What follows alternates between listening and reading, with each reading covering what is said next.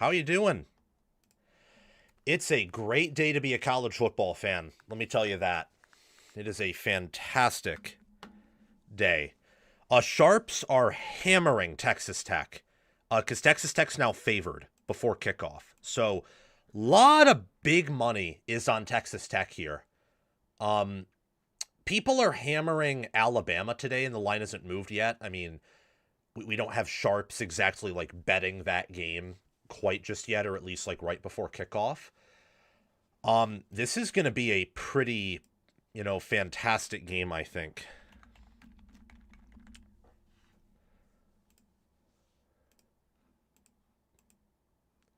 So, welcome in everyone. Love to see you guys here. I'm going to post the link to my Discord server at the top. Welcome in. Had a great stream yesterday, hoping to have an elite stream today. That Ohio State game yesterday was bananas. That was bonkers. That was one of the more insane games I can remember in the playoff. I said it to my friend Baldfather Betts. I said it in my reaction last night.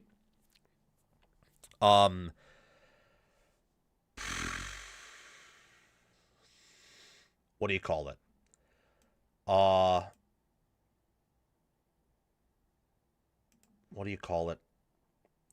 That was 2022 TCU versus Michigan. That's what that game was. Sam, how come you're not covering the Georgia game? Well, you can probably tell I'm a little bit plugged up in my nose. So before this game kicks off, I'm probably going to blow my nose. So you can tell that, like, if I do this for long enough, I'm probably going to get sick. If I do this for long enough, I'm going to get burned out. And I'd prefer to get burned out like right at the end of the year, not before the semifinals start. The semifinals are going to be huge. We know Miami's going to participate in one. Oh my gosh. Yeah, Dan Dan Lanning looks ready. Man, dude, this is going to be incredible. Oh my goodness.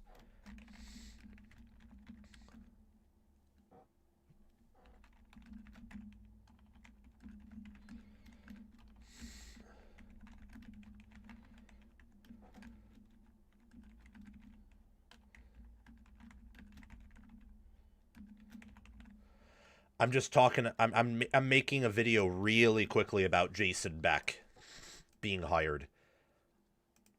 Really, really, really quickly. I don't quite know what it is, but I don't know. I don't know quite what it is, guys. But there's something about the fact that I do live reactions, and then my instant reactions don't get tons of views. It's interesting. Not that I'm complaining or anything. Although, actually, I kind of am. Because instant reactions earn me more money per thousand views than play-by-play does. But I think, doing both is okay. And, yeah. Anyway. Well, we're live. That's what matters. Uh, Man, it is kind of...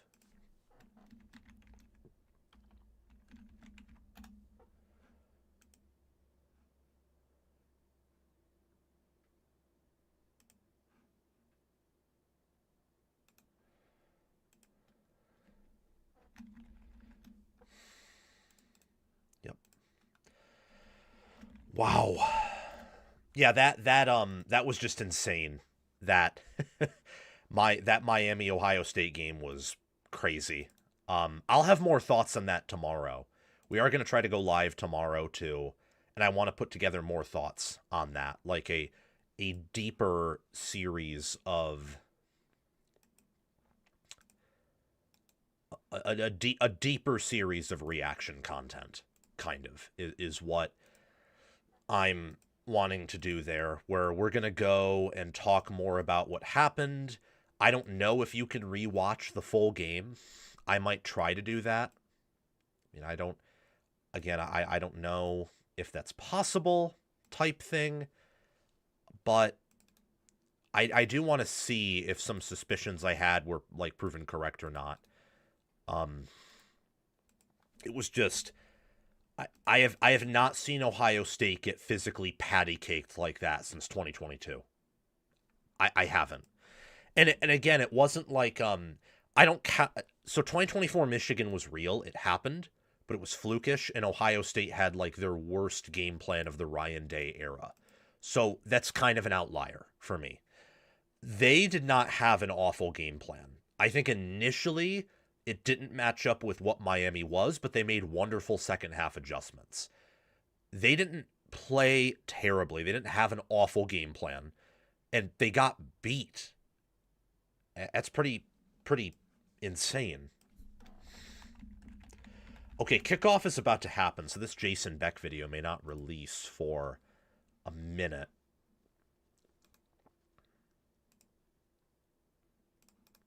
But I think we can try to get it out.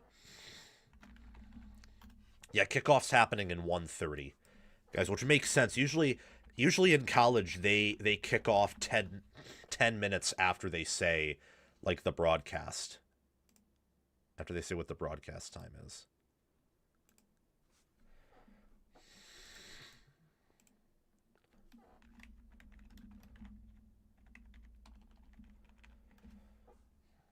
Okay. Whew, it's here. It's here. It's here, guys. Oh, this is incredible. It's because Saiyan's bad. I don't really agree with that, Trey.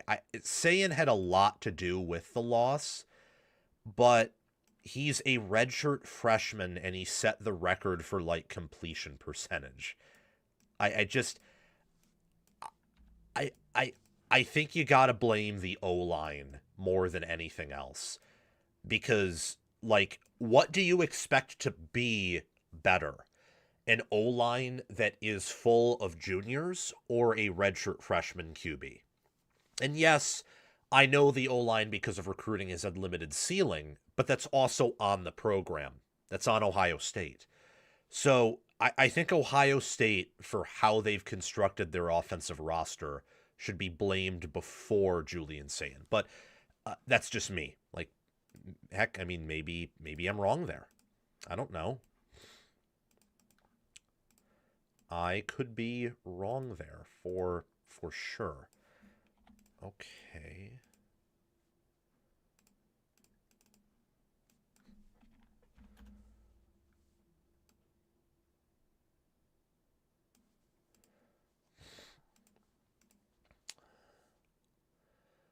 So it looks like Texas Tech is elected to defer, and Oregon is going to receive this football. That's what it looks like to me here. So, because I don't have water with me, I'm not quite as prepared for this stream from a like supplies standpoint and getting my video out standpoint. Yeah. What do you call it? During the next like one or two commercial breaks, you are going to see me just quickly take a break, go down and get water. Or maybe we'll try to hold out until halftime just so that we don't lose viewership. But you all get the point.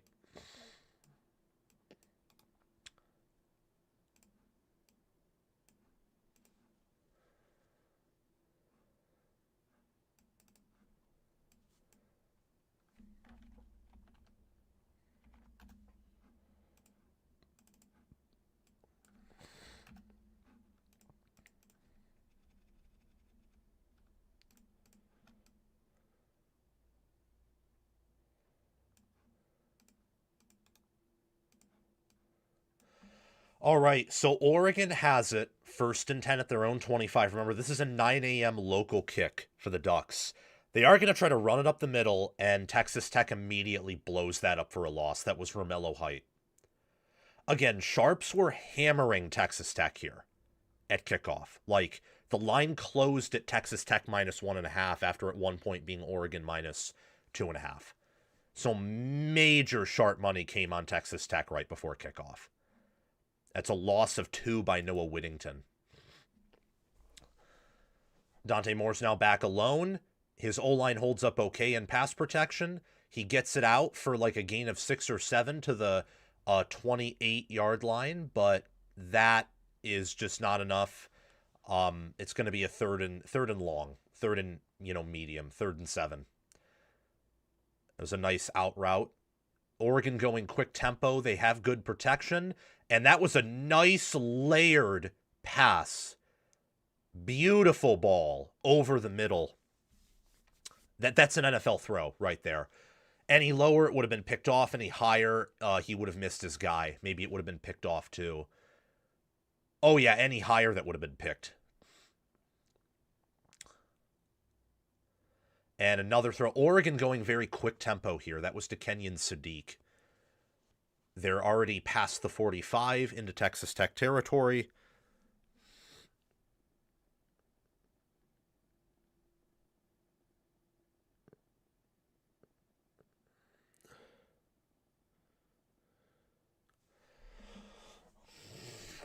Yeah, I'm going to need to blow my nose at the next break. Make sure to like, make sure to subscribe, make sure to hit the notification bell, guys. It's 2nd and 8 at the 44-yard line of Texas Tech. Fake the toss. He gets it out quickly, hit as he throws. It's to Sadiq again, but they pick up the first down for a gain of 10. Out to the Texas Tech 34.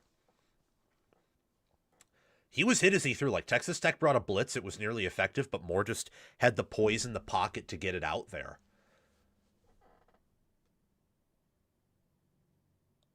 Moore, back to pass, finds an open man, and that's another first down, as they're now inside the 25 at the 22, closing in on the red zone. So an effective opening drive here for Oregon.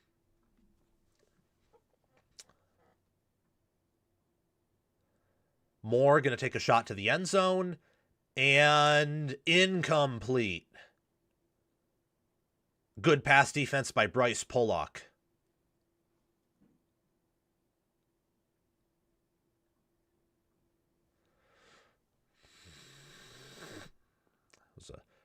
Yeah, I think that's Bryce Pollock.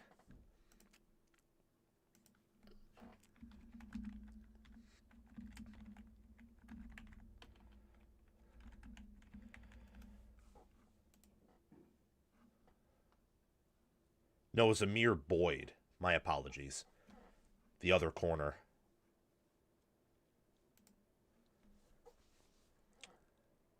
They're going to try to run it, and that's not really going anywhere. They pick up maybe 2 or 3. Trying to get some counteraction, I believe, with Whittington and Texas Tech and an elite shoestring tackle to break that up. Happy New Year, guys, by the way. Happy New Year.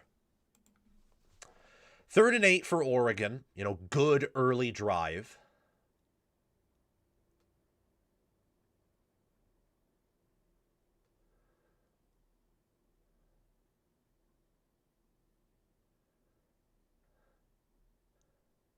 Drive's taken up almost 4 minutes. It's 3 minutes and 30 seconds, the clock right now.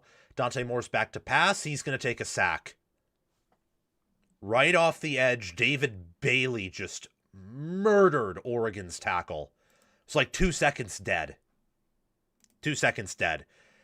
David Bailey, he has 14.5 sacks now. He had 13.5 entering this game, already has 1 in this matchup. 6'3", 250 pounds from California, transferred in from Stanford. He just destroyed Alex Harkey, number 71, went right around him like it was nothing. So now Oregon's going to try for a long field goal attempt early on from a 4th and 20.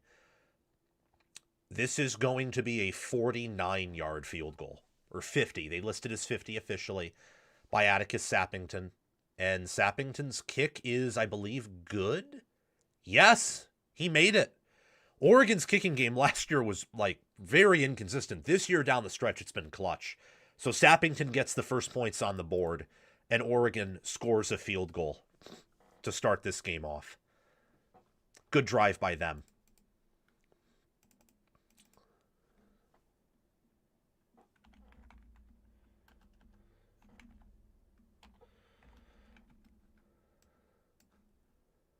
And commercial break. Just want to get this Beck video out first.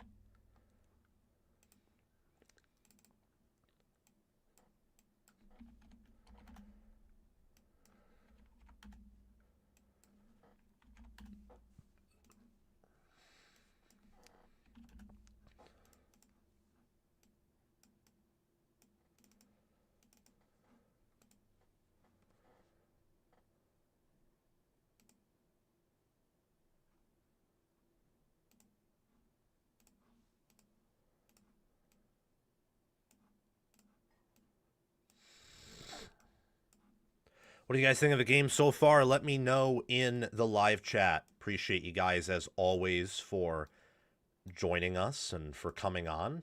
Love the interaction that we get. Don't know if this thumbnail is the best work that I've ever done, but getting the news out there is sometimes more important.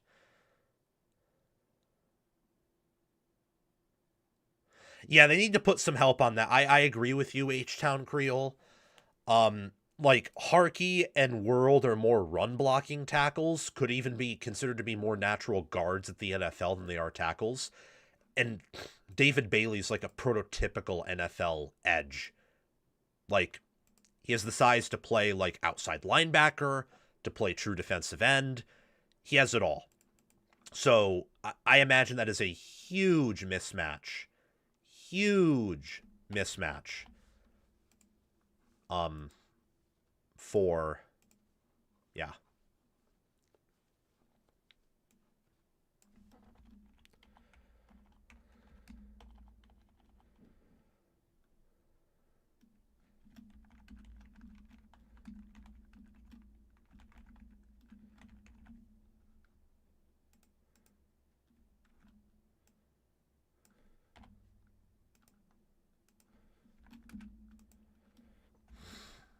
Okay. That video is getting out again. Sorry, guys, for some of the distracted early commentary. I don't think you guys really mind because I've still been calling the game. There's also not going to be as many viewers on this one because Oregon and Texas Tech combined, I don't think have the fan base combination that Miami or Ohio State do. It's just it's a smaller fan base. So that is what it is. Wow, we've released a lot of content. Holy cow, it's kind of crazy. But this is going to be Texas Tech's first series on offense.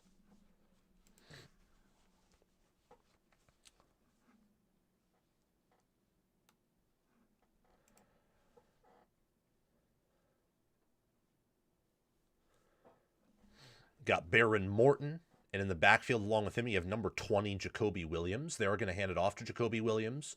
Gets about a gain of 4. That was a nice tackle by Oregon's 44. That being Tatum Tuioti. After he got through the initial defensive line, Tuioti came from behind and got him. Morton's going to go quick. They're going to try to do a little handoff that Oregon perfectly reads, and Williams only gets really a gain of 1. Oregon snuffed out that, fake screen pass into halfback draw play. It's going to be 3rd and 6. But Texas Tech's very successful at converting obvious passing situations.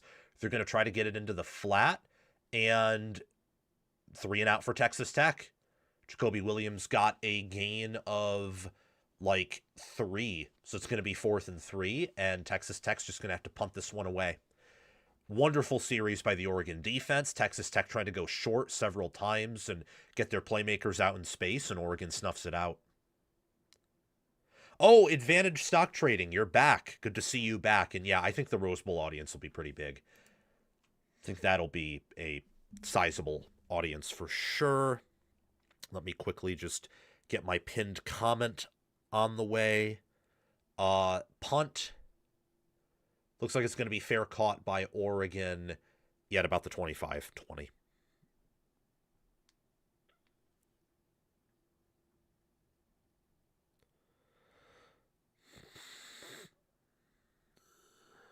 Okay. Cool.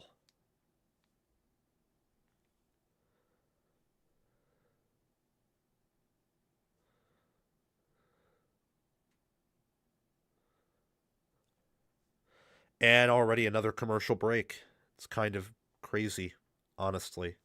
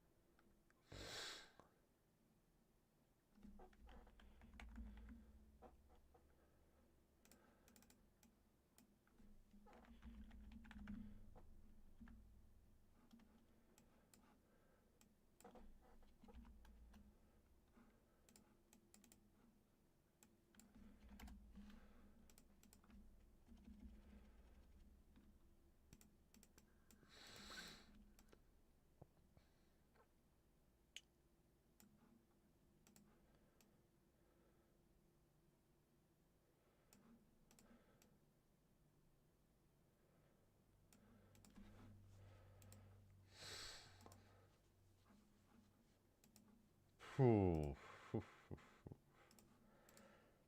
Yeah, this has been a dream job for me, honestly. Like this channel, it's been incredible. Absolute dream job for me. So thank you guys for making that like possible. I really appreciate it.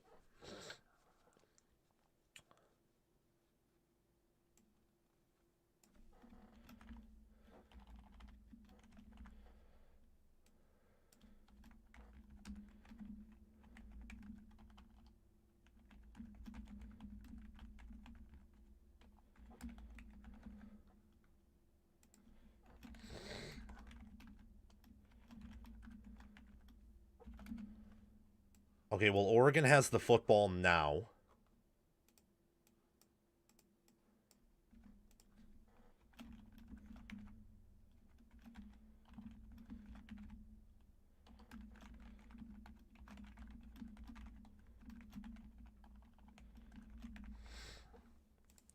Okay, that video's done. That's good.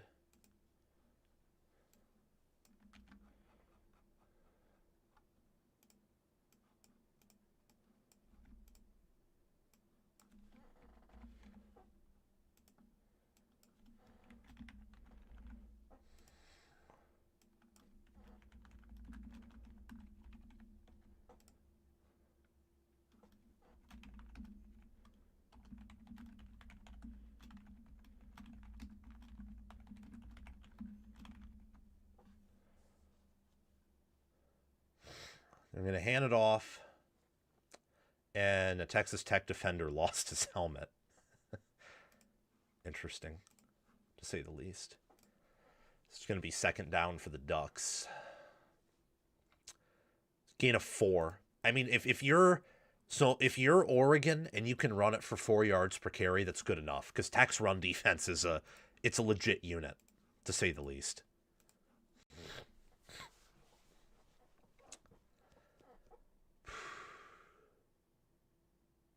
They stopped the clock for, I think, a minute for whatever reason. But it's going again.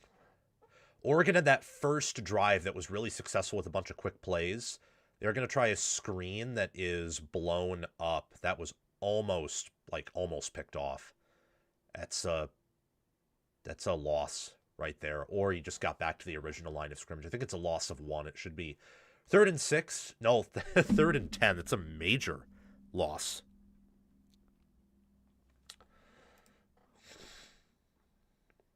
Jay Hill to Michigan is official. It is. Oh, that sucks. Well, it doesn't suck. But I'm going to have to make a video on that tonight then. I made one on Jason Beck. I'll make one on Jay Hill later tonight then.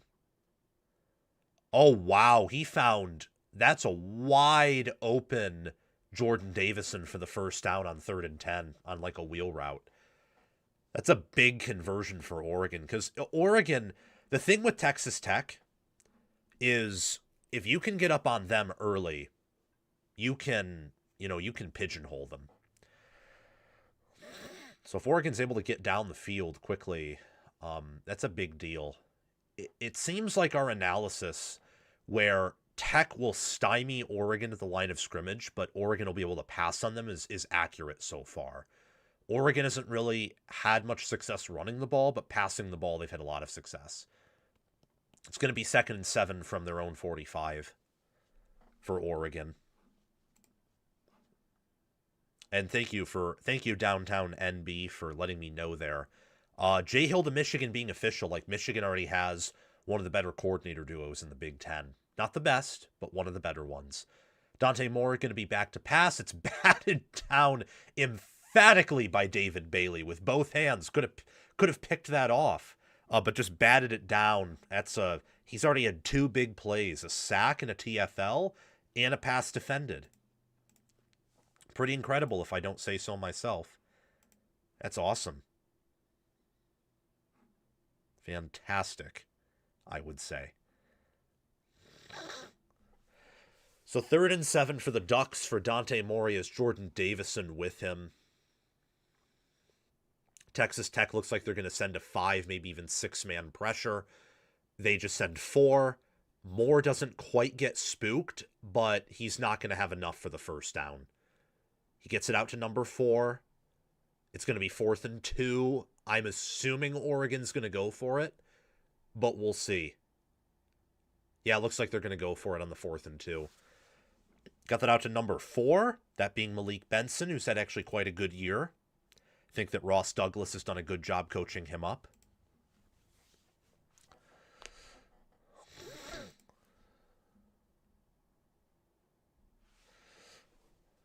What's Oregon going to call here on the 4th and 2? It is going to be a pass, and it is going to be hauled in for a first down by Kenyon Sadiq, who beat Jordan, number 7, for Texas Tech, that being the strong safety who normally lines up against the tight end. Good catch. Yup, that's a catch right there. That's a catch if I ever saw one. And he was well covered, too, just a better play by Sadiq. So Oregon moving this football early.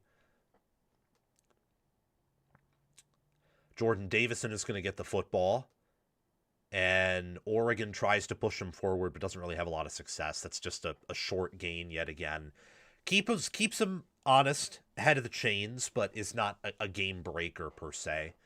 It's going to be 2nd and 2 or 2nd and 8. Or no, 2nd and 7 or 2nd and 8. They rule it as 2nd and 6.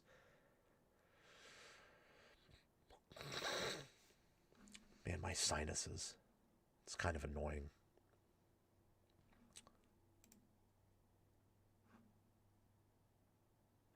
It's going to be a late handoff for a first down. That's going to be to Noah Whittington. So a nice little halfback draw there. Oregon's put together a lot of sustainable drives here. You know, people have mentioned the bye, teams possibly starting off slow. Not exactly a believer. Oh, that's a hold. Yeah, that is a hold right there on Isaiah World. Yeah, throw that flag. That was an egregious hold. Romello Height just beat him, and he had to throw him to the ground. That was like what you saw with Ohio State last night against Miami, where the left on one play, the left side of the O-line, like both the guard and the tackle are holding Marquise Lightfoot, and he gets the sack anyway. Like, that's how egregious that just was. And thank you, Robert, for the kind words. I appreciate that.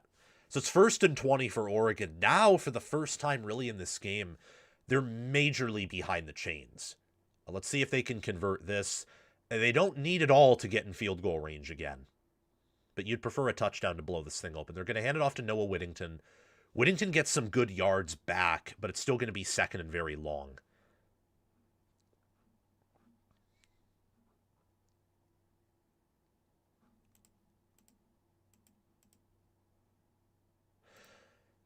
Sharps seem to be hammering Oregon here. Live betting line's already up at 3.5. It's 2nd and 16 for the Ducks. That was a gain of 4 on kind of inside zone by Noah Whittington. They bring in Jordan Davison. And there is a catch made where they're going to be 3 yards short. That was a 13-yard pass to number 1, Brycen Moore for Oregon.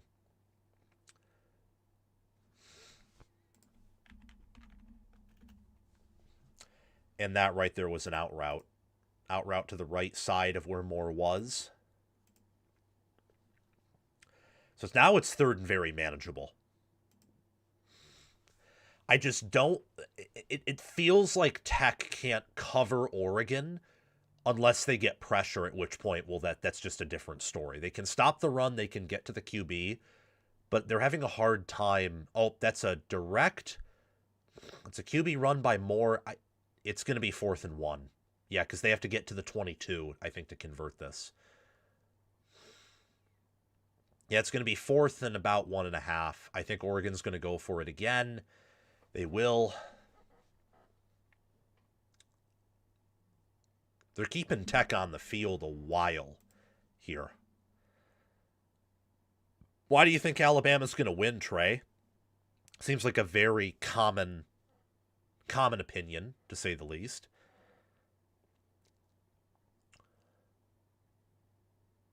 got Jaden Lamar. Jordan Davison is going to take the direct snap. And that, I do not know what that play was, but that was snuffed out very quickly.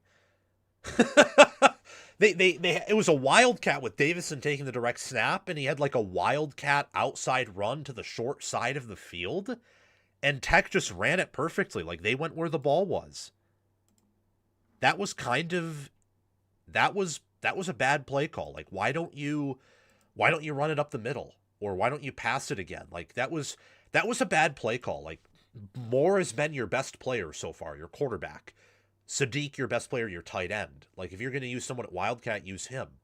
And you've had success through the year passing. Like, they would have been better off on that play taking a shot to the end zone than running that.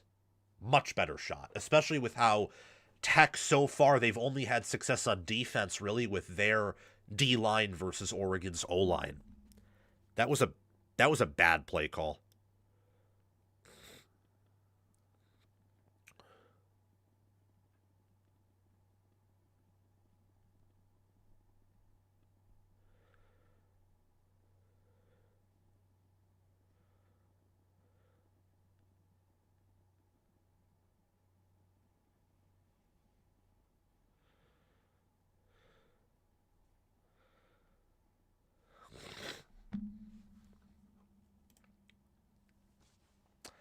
Yeah, that was a big stop by Texas Tech. Huge stop.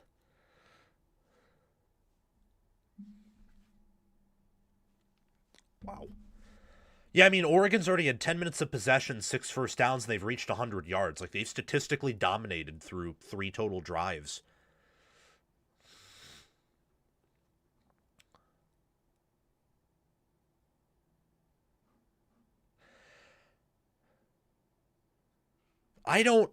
But Trey, hold on, Trey. Ohio State didn't get dominated. Like, Miami dominated them physically, but Ohio State was in that game for the entire 60 minutes.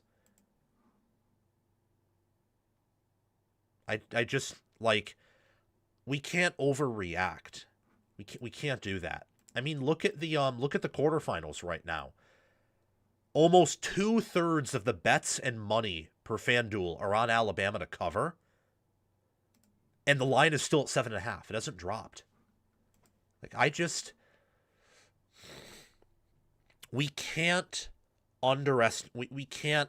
we can't overreact to certain things that we see. And transitive property doesn't exist. And Alabama and Miami haven't played each other. Like, how do we know that Alabama's better than Miami? Power ratings would actually tell you it's the opposite, especially after last night. Power ratings would probably tell you Miami's the better team. And Alabama doesn't have Miami's D-line. So Tech is going to do some quick passes here. They're going to get out to Carter, who's their number 1 tight end, and I think their best receiver in this game from a matchup standpoint. They get a gain of 7 out to the 32, and that is going to be a second down and like 3 or 4. Yeah, 2nd and 3.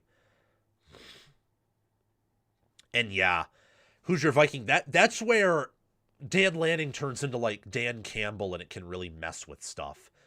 Texas Tech's trying to run the football though, and they're not getting anywhere.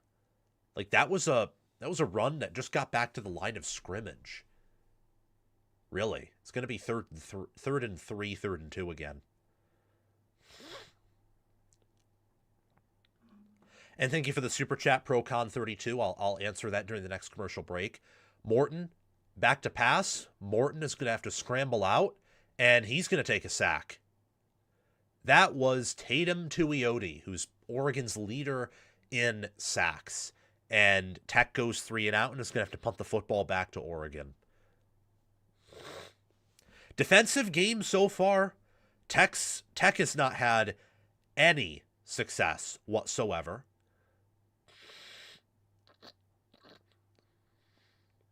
They've had no success offensively, but they did hold Oregon to 3 and got a precious 4th down stop. They do punt it, and it's fair caught at the 35 by number 4 for Oregon, that being Malik Benson. Sam, do you watch on YouTube TV? Yes, I do. I have the Skycast view on right now. That's how I'm watching. Okie dokie. We have a lot to talk about already.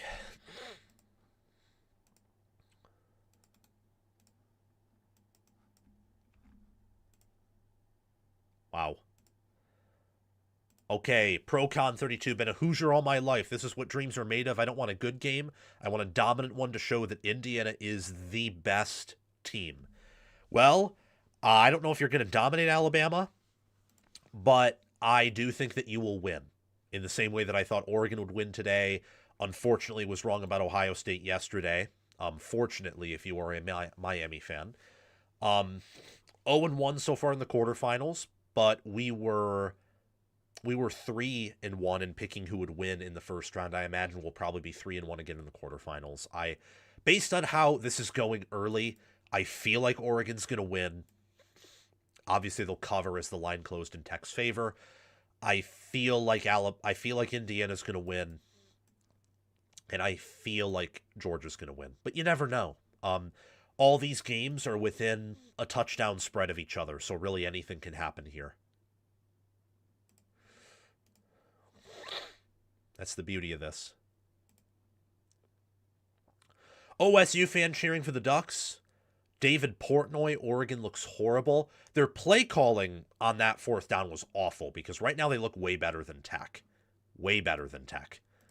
But that play calling, that basically took 3 or 7 points off the board. If they convert there, I imagine they cash it in for at least a field goal or a touchdown, and they could have made a field goal there. That was just taking points off the board with that play call. Pretty egregious stuff.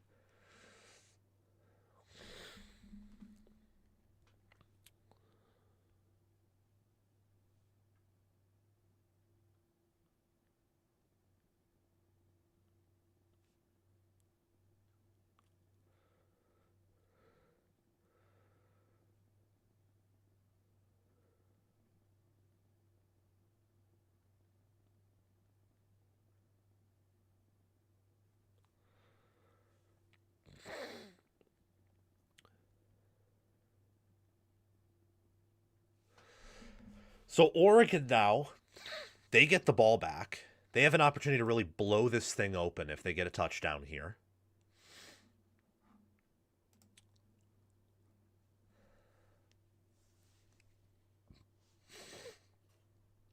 They are not going to... Oh, boy. Oh, boy. Oh, my gosh. That's like the... Is that the third sack that Texas Tech has had? That's the second. But that's going to be like the 5th TFL they have. Yeah. Through one quarter, Tech already has 5 TFLs and 2 sacks. Which we discussed this. This game would have tons of sacks and TFLs. Just World and Harkey are getting destroyed so far in this game. That is a nice pass though to Malik Benson that, gets some yards back, but it's still going to be third and very long, and they're going to have to run a play. They're going to have to run a play before the first quarter ends on 3rd and 14.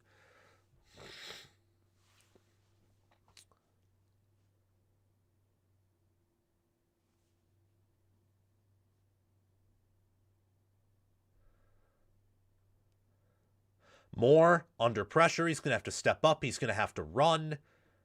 And he is going to be short. He does get some yards. That was a good play by him with the pocket breaking down, but Oregon's going to have to punt. Tech forces a 3 and out. It is 3-0.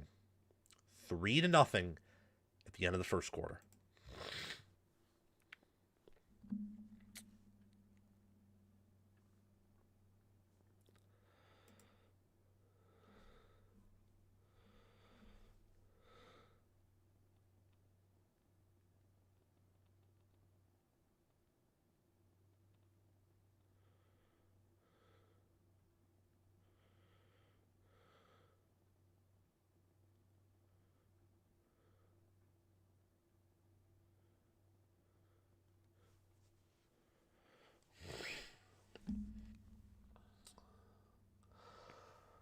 Okay, I am going to quickly blow my nose and get some water, and I will be right back. So just hold on tight, guys.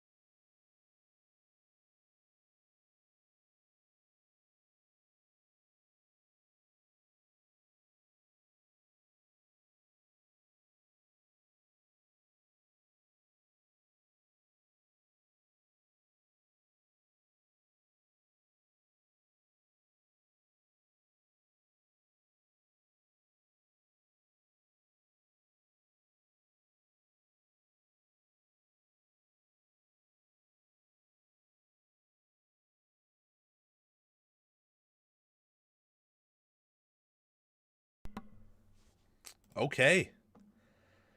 Well, that's kind of been eventful so far. A lot of pressures, a lot of sacks, a lot of defensive plays.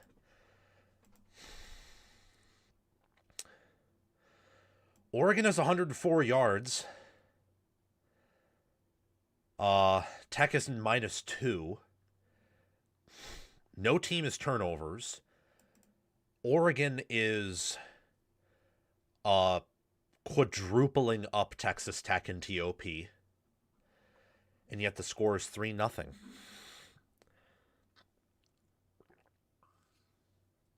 Neither team can run the ball either.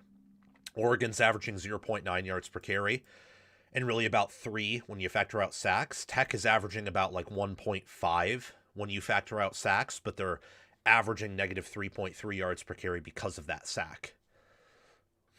So on a 4th and 6, let's see what Texas Tech can do. Oregon's going to have to punt this football away. It's not out of Dan Lanning's book to try a fake.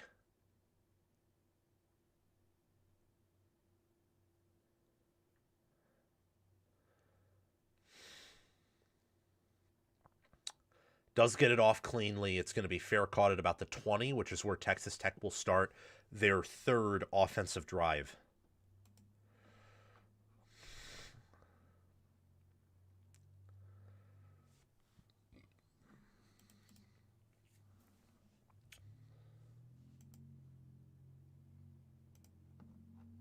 I assume a lot of people who are usually my moderators are probably like,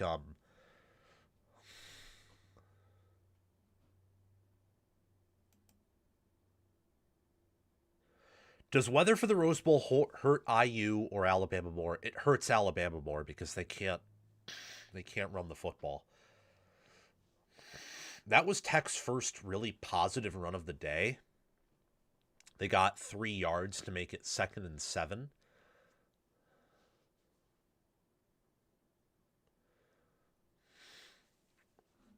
You know, this Texas Tech offense, they only, really, how do I put it? I'll find the numbers after this play. Morton back to pass, and he throws a pick. Picked off by Oregon's number 4, Brandon Finney Jr., and Oregon will have great field position. Morton tried to force that one, and Brandon Finney Jr. made him pay.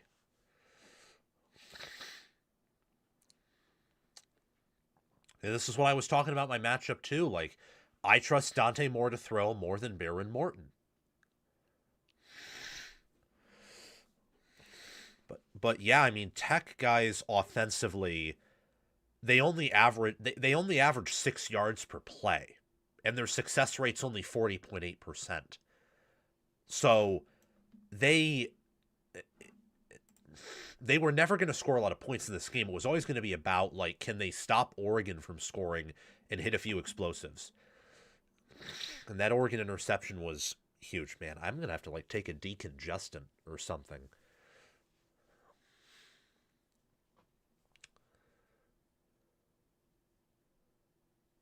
Dante Moore with Jordan Davison in the backfield. They are going to try to hand it off to Davison.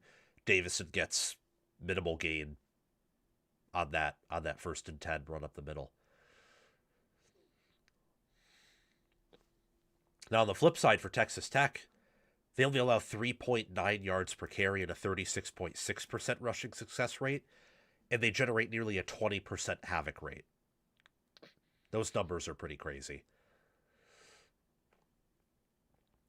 So it's 2nd and 9, just had a 1-yard run by Oregon. Oh my gosh, Moore fumbled it. He recovered it, but he fumbled the snap, and now Oregon's all the way back behind their own 40.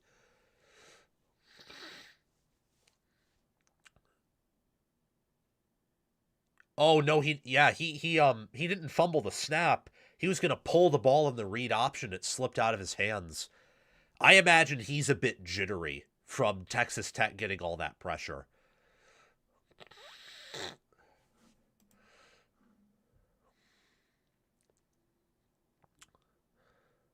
And yeah, guys, like, neither team looks perfect. Both look rusty. Moore is going to try to pass it, and it's behind his man. It's incomplete. So now Oregon's going to have to punt. After getting that turnover, Tech generates negative yards by holding him on the run, by allowing Moore to make a mistake, and now Oregon's averaging 0.1 yards per carry. We have a total of negative 19 rushing yards in this game so far. This is beautiful. This is so beautiful.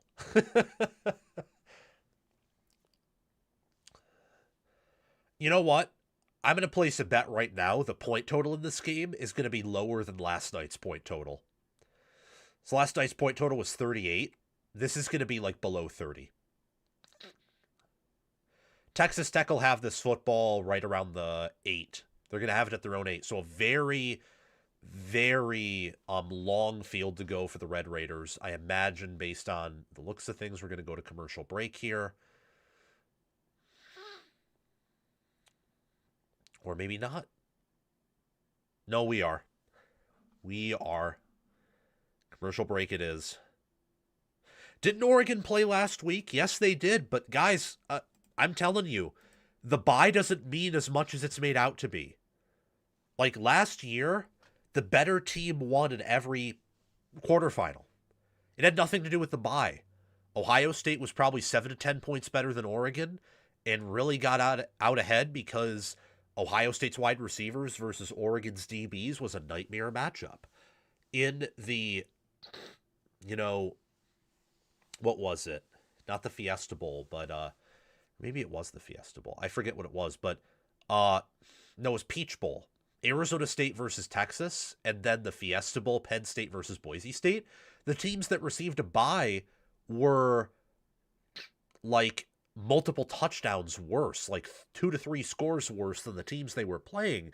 If anything, you could argue they punched above their weight class. Like Boise State kept it close with Penn State a little bit, and Arizona State nearly beat Texas. And then for the Sugar Bowl, Georgia versus Notre Dame, Georgia just had a backup QB, and they turned it over, and they were banged up, and Notre Dame housed a kickoff return. Like, there isn't any definite evidence outside of record that the bye does anything. And as for yesterday, Ohio State came out slow, yes, but they came out slow because of what Miami did in pass rush. And we've seen Ohio State's O-line look that bad before. So, that's just my opinion.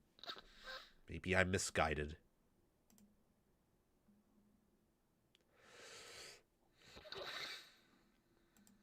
I have no idea why my nose is plugged up like this, but oh well. So, Oregon only leads by 3 despite having nearly 100 more yards, despite having basically 4 times the TOP, despite having 6 more first downs, and having, again, a turnover. That's crazy. So Texas Tech's at their own 10. They are going to try a handoff, and the handoff gets a gain of 2 by Jacoby Williams. We haven't seen too much of Cameron Dickey yet.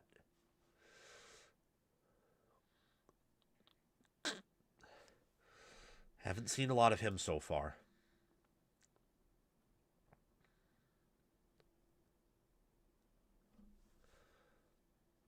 They're going to hand it off to Jacoby Williams again, and Williams actually oh, there's the big play.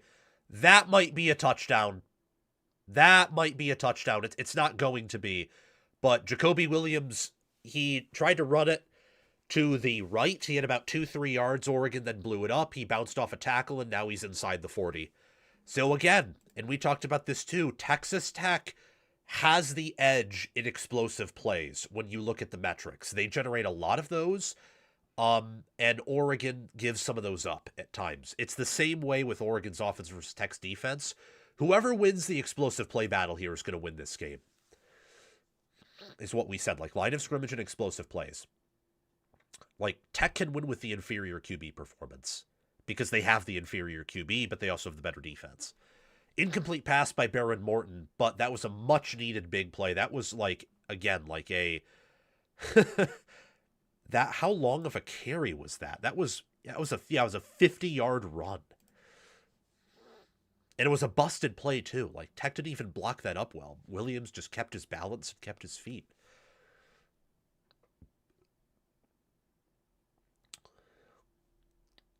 Quick pass to Jacoby Williams. Williams is going to get down to the 36. So it's going to be 3rd and 8. It's another 3rd and long for Texas Tech. That play at least gives you some field position, extends the drive, gives you another play to keep Oregon's offense off the field.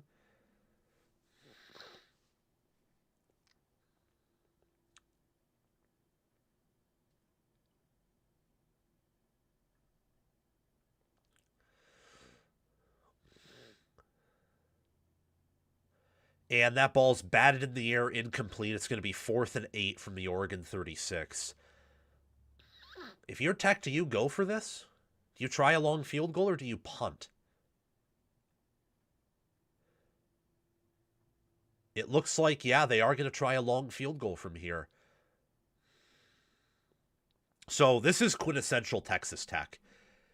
They get the big play and then they immediately flame out. This is going to be a 54-yard attempt for, I believe, Upton Beliffant. Let's see if he makes it. And he hooks it. No good. He hooked it. Looked like it initially had it, but then he hooked it to the left. So Texas Tech comes up empty. Still off that big play. The big play probably gave him some juice, though. Like, hey, they can at least move the football.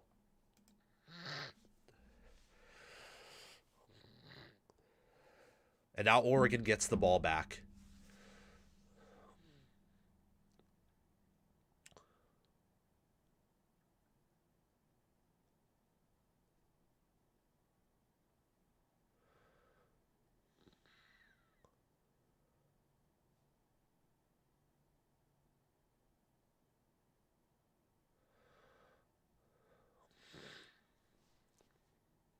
Oh, bobbled snap by Moore.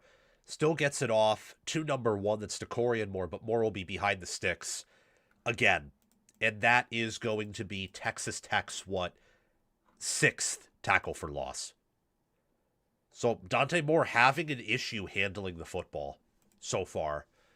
And it's costing his offense. That was a loss of 2. They are going to try to pass it again here. And I think there's a false start on Oregon. Yup, false start. It's going to be 2nd and 17. So Tech's defense is now settled in. Oregon started off fast. They had those 2 long drives. But Tech is really settling in defensively in a major way. And Oregon isn't reacting to it well.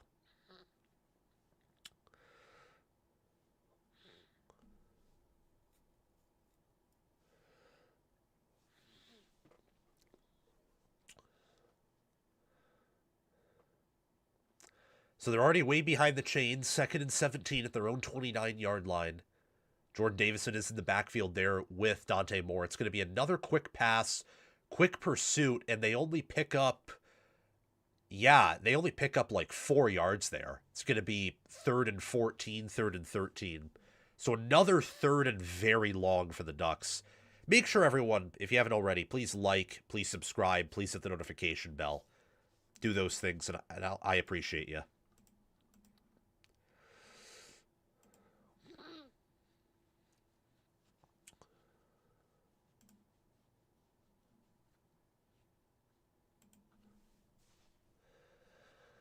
Third and 14 for Dante Moore and Oregon. Is Tech going to get another sack? They will not. And did they pick up a first down there? No, they did not. It's going to be 4th and short, and I think Lanning is going to send out the punt team. That's exactly what he's going to do. It's 4th and 3, so they made it manageable, but the false start really killed them. Otherwise, assuming everything else works out, they pick up a first down there. So Tech gets another 3 and out after giving Oregon a very favorable field. Does Oregon try to fake it? No. Oh, they do! And they have it! They faked it and they have it. Wow. Ballsy call there by Dan Lanning. And they're in Texas Tech territory. What a play. What a play. And that was to number 44, Tatum Tuioti. What a play by Oregon there. That was huge. But they're not guaranteed to score off that.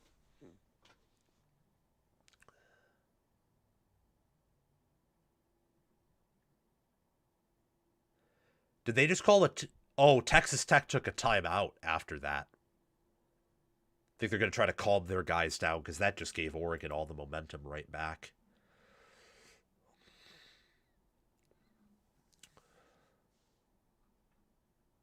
Wow.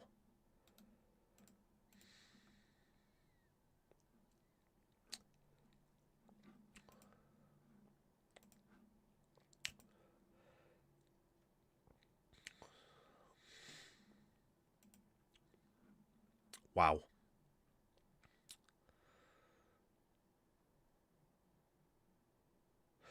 Oh, KC, I don't think you posted a spoiler. I think I'm caught up on the live. Not quite, but very close to it. I don't think either of you guys are very ahead of me.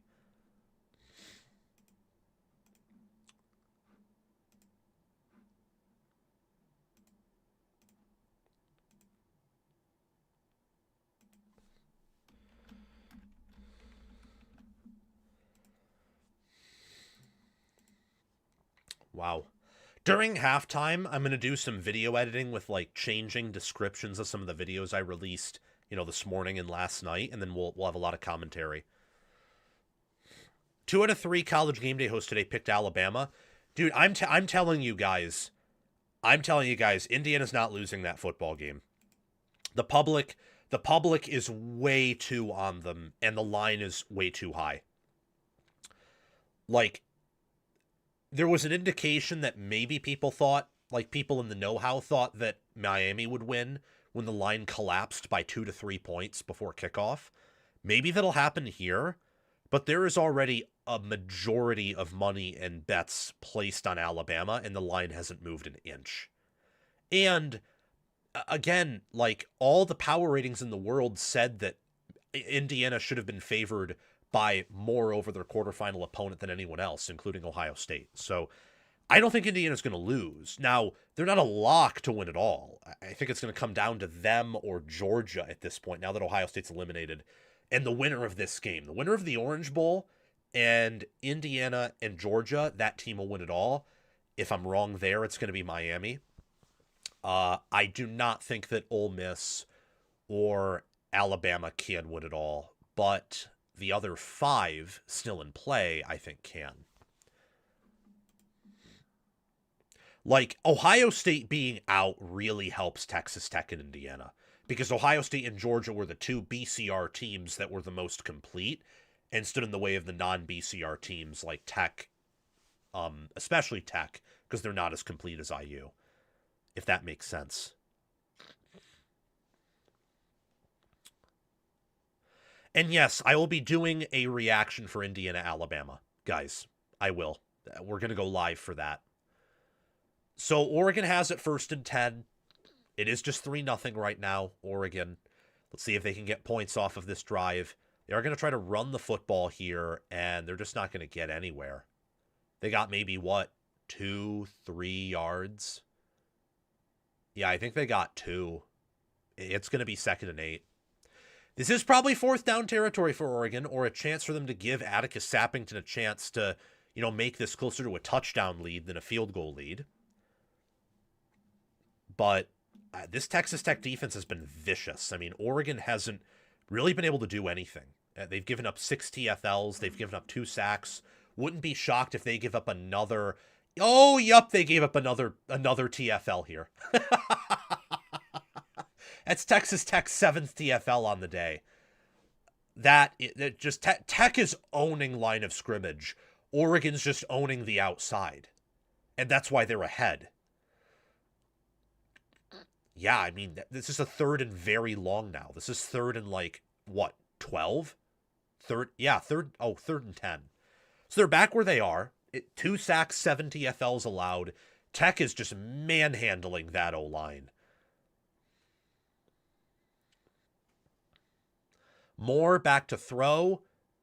He has someone over the middle, but he doesn't get much out of it. It's going to be 4th and 5.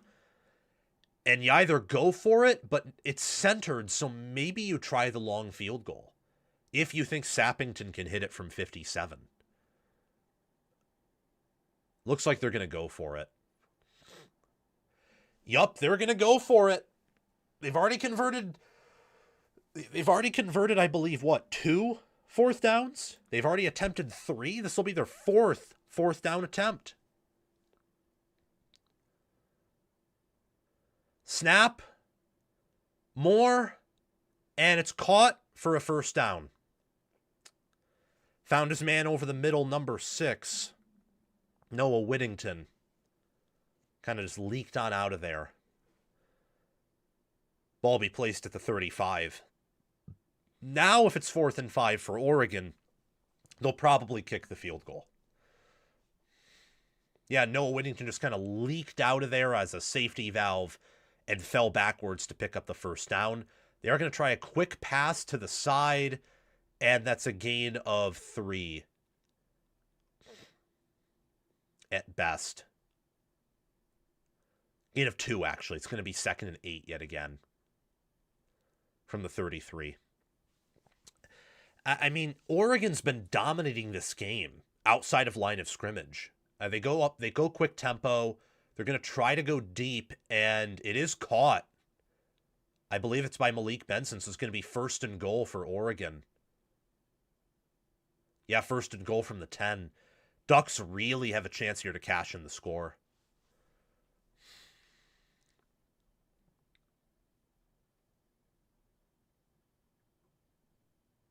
Yup. That was an NFL catch by Malik Benson. They're going to try another quick pass, and it's blown up immediately. Oh! Was that a fumble? Or did they just rule it incomplete? I don't know what that was, but Oregon tried a quick screen that was nearly picked again, and I think it was just dropped. It was nearly the 8th TFL, or a major game-changing play. Yeah, they rule it an incomplete pass.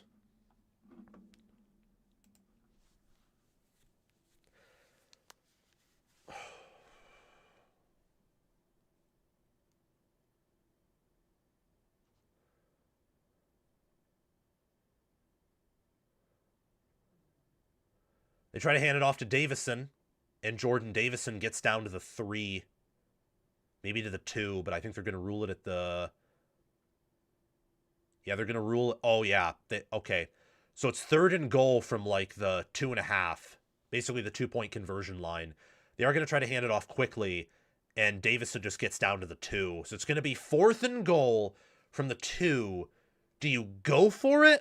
Or do you kick the field goal knowing that Tech can't move on you and that, like, points are precious.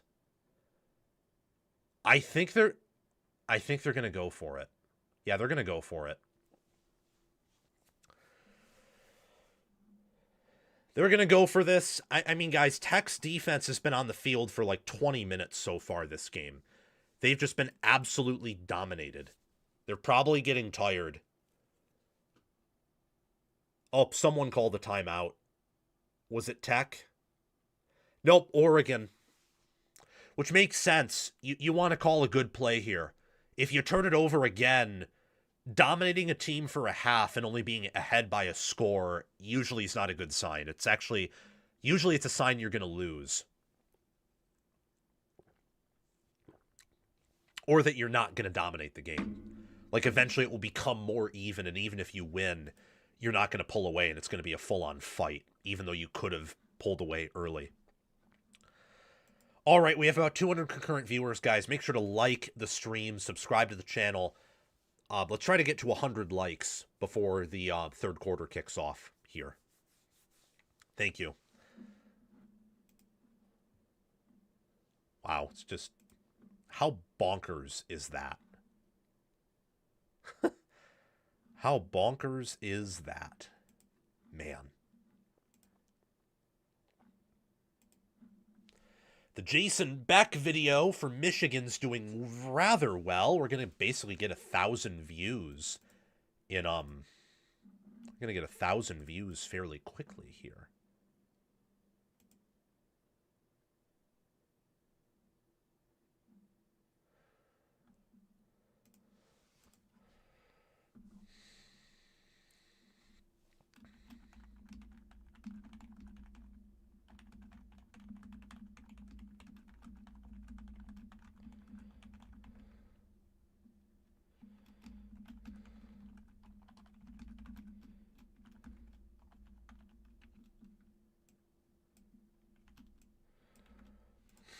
Wow.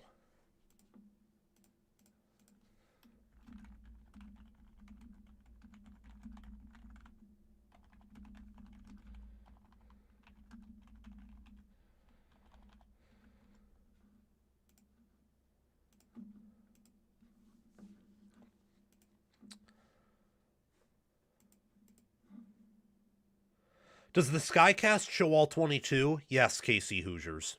It does.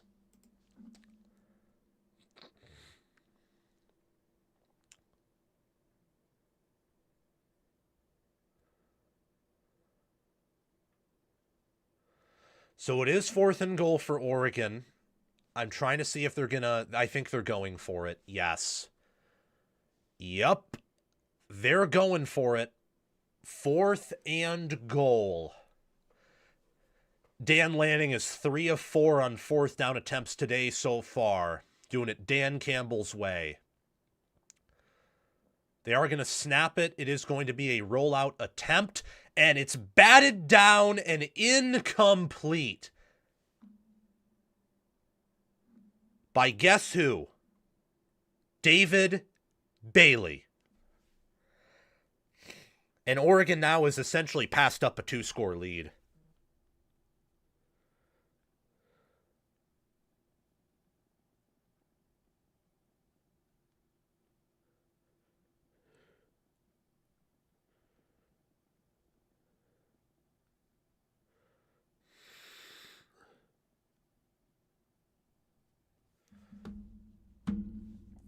And while Tech has it at their own 2, and they could give up a safety, they could give up a turnover, that defense has come through in a major way today.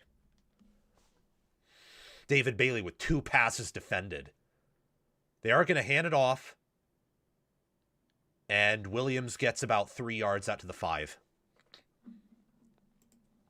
Wow.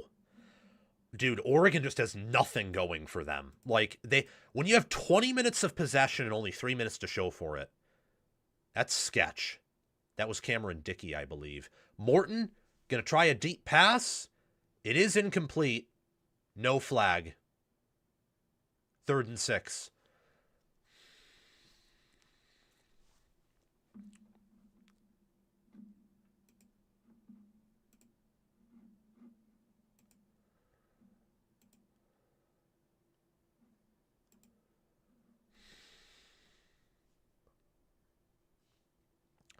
Tech needs a conversion here.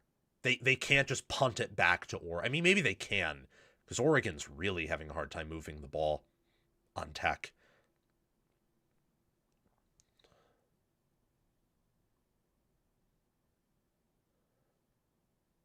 They do pick it up. That was a wonderful throw and a wonderful catch by Terrence Carter Jr., tight end for Tech. And now they have a first down. Defense gets to stay off the field. Morton is going to throw it low for Dickey, and it's incomplete. It's going to be 2nd and 10.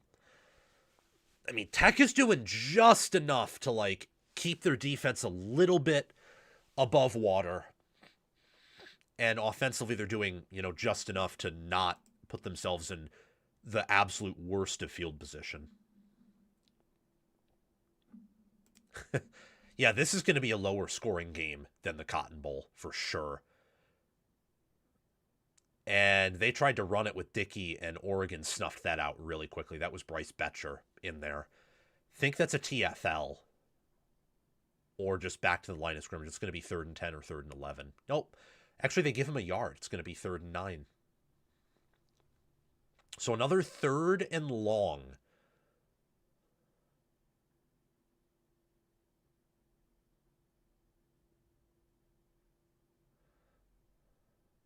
Morton, well protected. He has it off, and he's going to get to the 26 to pick up a first down. That was, I believe, yes, Coy Eakin, the slot receiver. So another 3rd down conversion. They are going to hand it off to Dickey, and Dickey fumbles it, and it's recovered by Oregon. Wow. Turnovers, ladies and gentlemen. Tech just looks like they had maybe a nice drive going there, and Oregon gets the football back with 2:29 left in the half. But let's see if they can cash in any points, though. Like, Lanning has sent a clear message that he wants to go for it and be aggressive. And they just haven't allowed, Tech hasn't allowed points. So I'm curious to see what the approach is. I mean, when you're Oregon and you've surrendered 7 TFLs and 4 passes defended and several more pressures, I don't know. They may come away with 0 points here again, which would be crazy. It is going to be a pass situation. It is a successful pass, though. It's about an 8-yard gain by Malik Benson.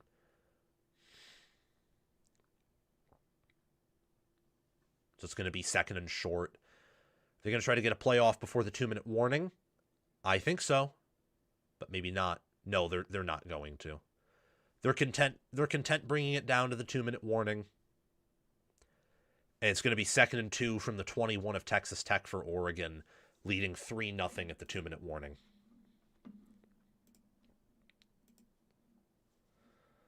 All right, we're at 46 likes, guys. Let's try to get to 100 before halftime. Like this stream up. Thank you. Let's look at some of the success rate numbers. So, just trying to load this really quickly here.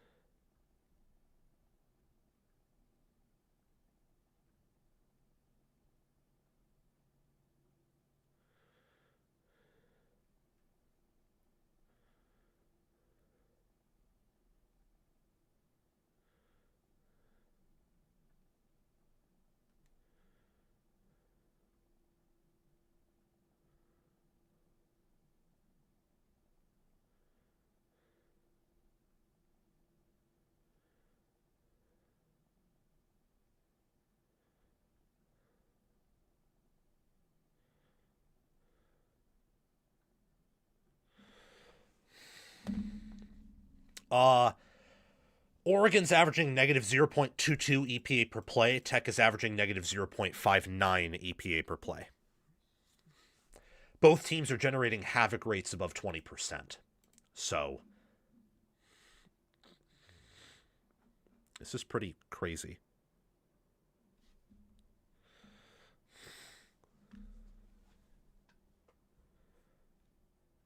What games did you say you were covering today, Sam? I'm covering the Rose Bowl and the Orange Bowl, so I will not be covering the Georgia Ole Miss Sugar Bowl.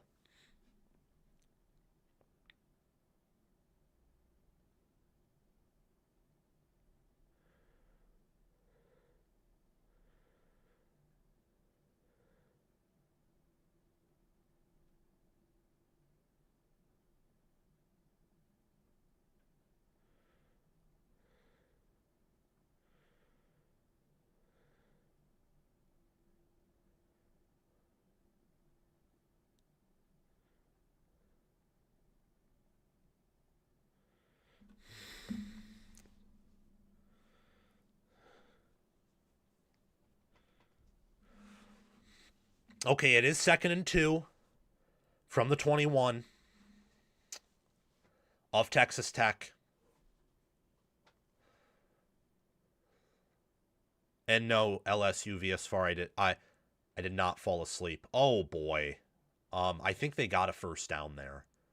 But we'll see. Nope, it's going to be 3rd and 1. I did fall asleep last night. Got 8 hours of sleep, actually. It is going to be 3rd and 1. Oregon is going quick tempo, and they give up a TFL. I'm sorry, guys. I can't do it. Like, Oregon should be winning this game by, like, 20 points, and they can't do anything.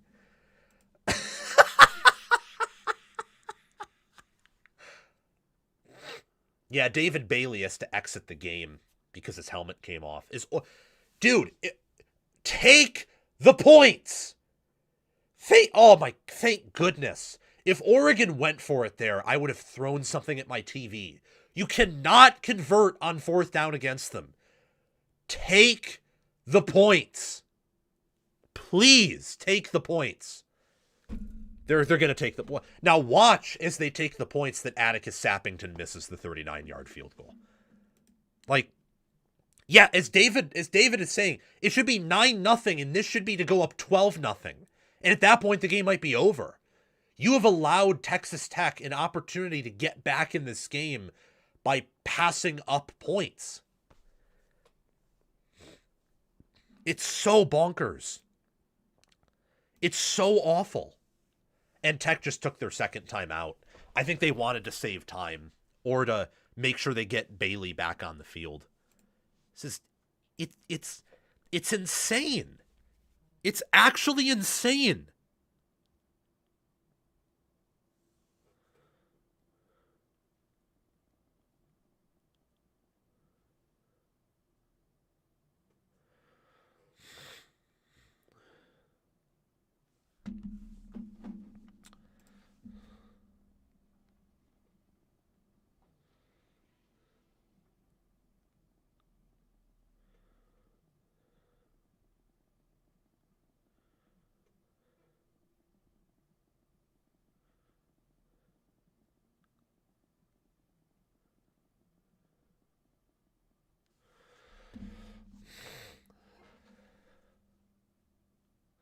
Oregon's going to try a 39-yard attempt if they fake it, too.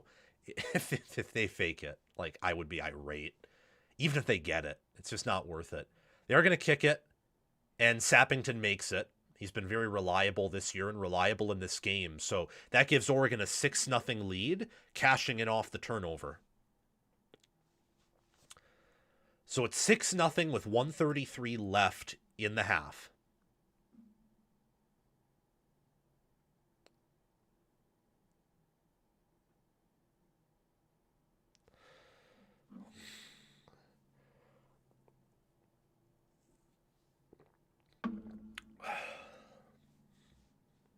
Yeah, Oregon's letting him hang around.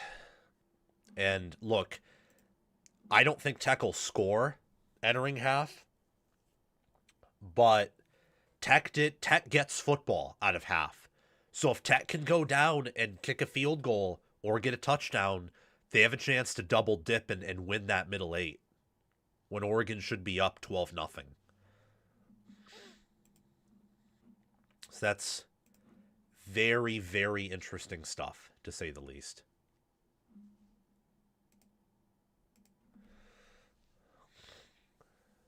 But 1:33 left. 6-0 Ducks in the Orange Bowl.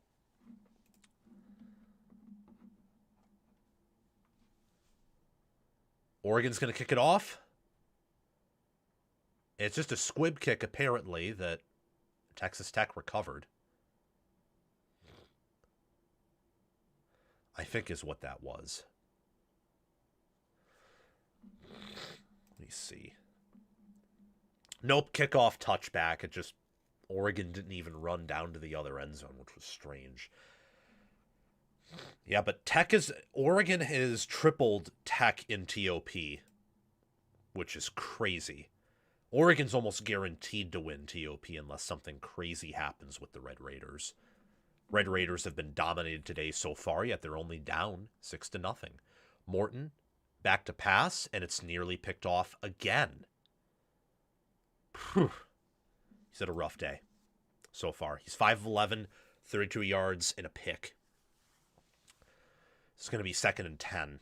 He's trying to find Terrence Carter, but number 54, I believe that's Jerry Mixon, yes, was the money linebacker, was in to break that up.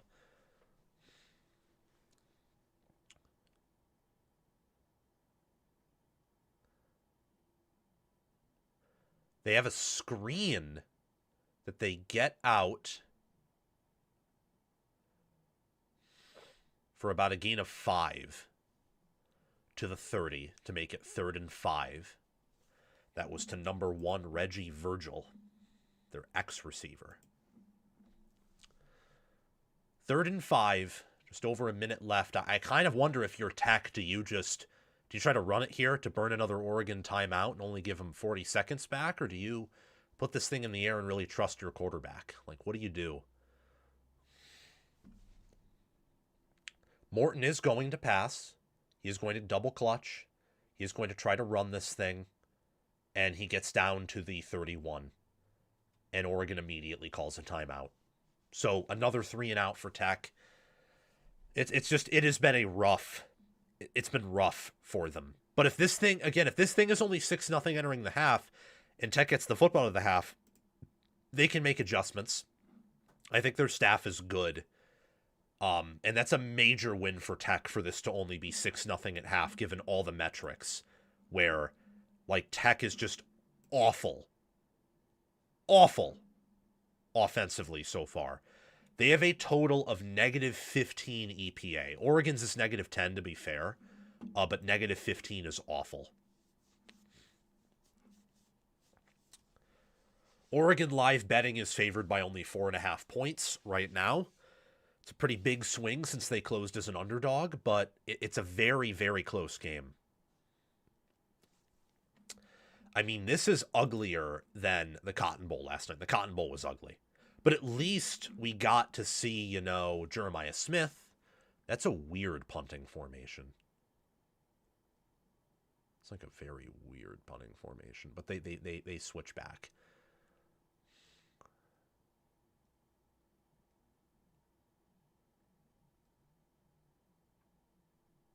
And it's going to be fair caught for Oregon at their own 20. I imagine Oregon is going to try to be aggressive. That could come back to bite them, but you only have 37 seconds and you don't get the ball out of half. So I presume you really try to be aggressive here.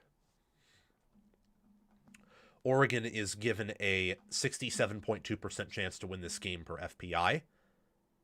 How do you explain IU getting 30 against Oregon? Because IU is a top 5 offense. That's how they got 30 against Oregon.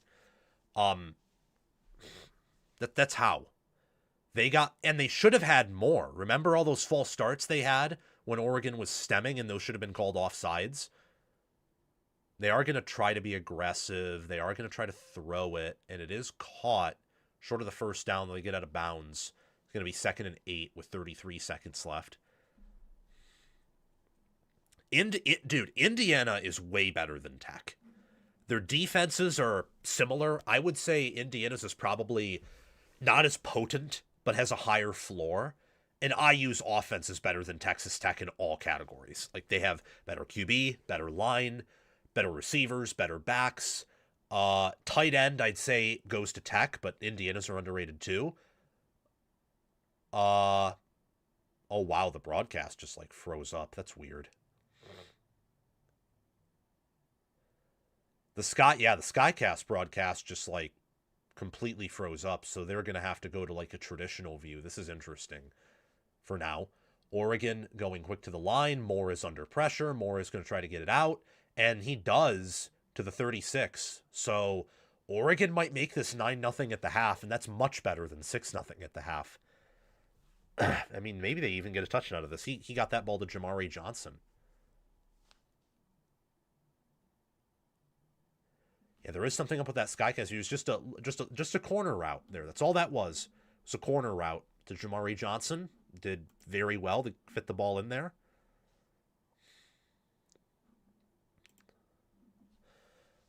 Oregon driving. Oh my God. Moore fumbled the snap again. And it's back down at the 50. I don't know if that was a low. I think that was a low snap, actually. Yeah, that was on Lalolu. Lalolu was trying to quick snap it, and he dirted it. That was not on Dante Moore. I mean, Oregon's O-line is just a mess right now. Because they have been put in a blender by Tech. That's a big play, too. Where you were in field goal range, and now you may not get back in field goal range.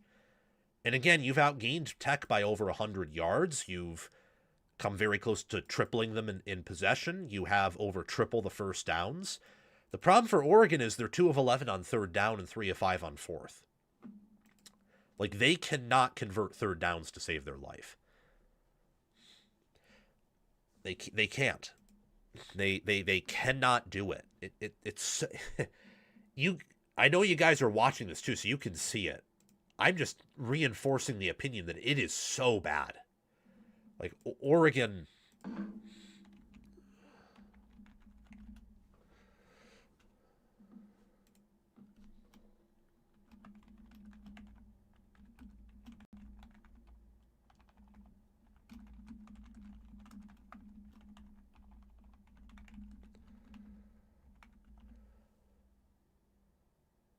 Moore is going to try to fling it deep. He does. But that's going to expire. Time's going to expire. What are you doing? What bad game management, man. There is a flag, though. There is a flag. They're going to call it holding on the offense, and that'll end the half.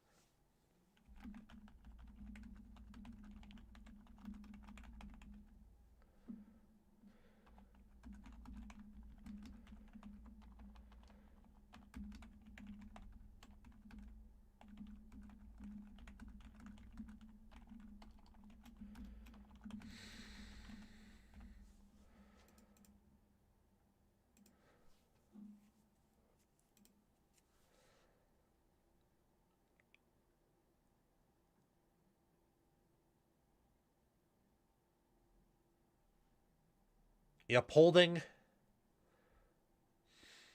And Texas Tech didn't decline the penalty.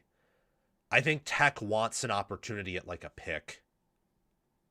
I think. Like, they want to see if Oregon's going to try to be aggressive or not.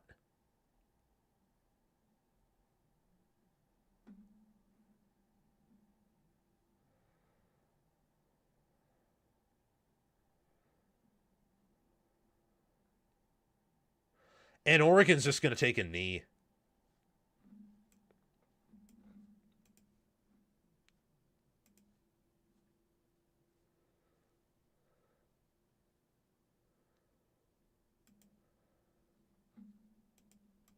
Wow.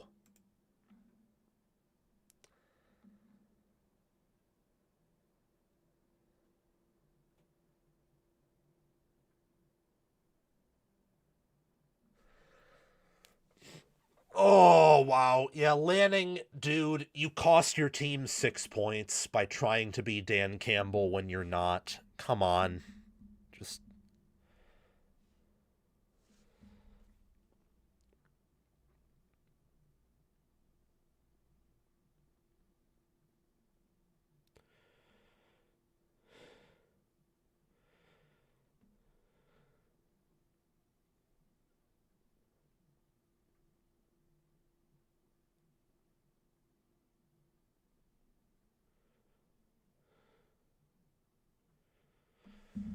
Wow.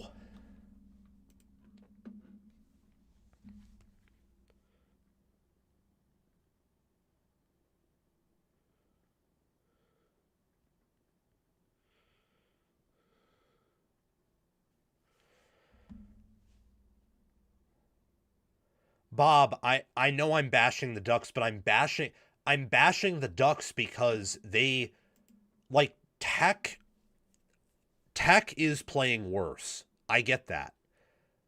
But I expected Oregon to win. And Oregon right now should be winning by a zillion, metaphorically speaking. Like 12 nothing against Tech is a zillion points because they can't really score. That's why I'm harsher on Oregon, because Oregon should already have this game in hand and they don't. And Oregon has made worse in-game coaching decisions than Tech has. Like going for all of those fourth downs with those play calls. I mean, this is a team that prides itself on being physical, and on none of the fourth downs are they running it up the middle. When, yes, they've struggled there in game, but they have not been any better on the outside. Like, on those fourth and shorts, run it up the middle where your guards right now are your best players in the O-line, or pass the football. Don't do any of this cute end around stuff. You know, the fake field goal, the fake punt, I don't even like that, because if it fails, you give Tech, like that was the wrong play call. The fake punt. It's the wrong call. If you fail, you give Tech a short field, and that's the only way they're going to score on you, because they haven't been able to move the football all day. That's why I'm harsher on Oregon. They've made the worst decisions. They're clearly the better team, though. Even if Tech comes back and wins this, I would power rate Oregon ahead of Tech. I would. But, so, yeah, I mean, Oregon's the better team, but they're making bad coaching decisions, and I hate that. It's ridiculous. It's so utterly ridiculous what they're doing. But Tech physically just can't.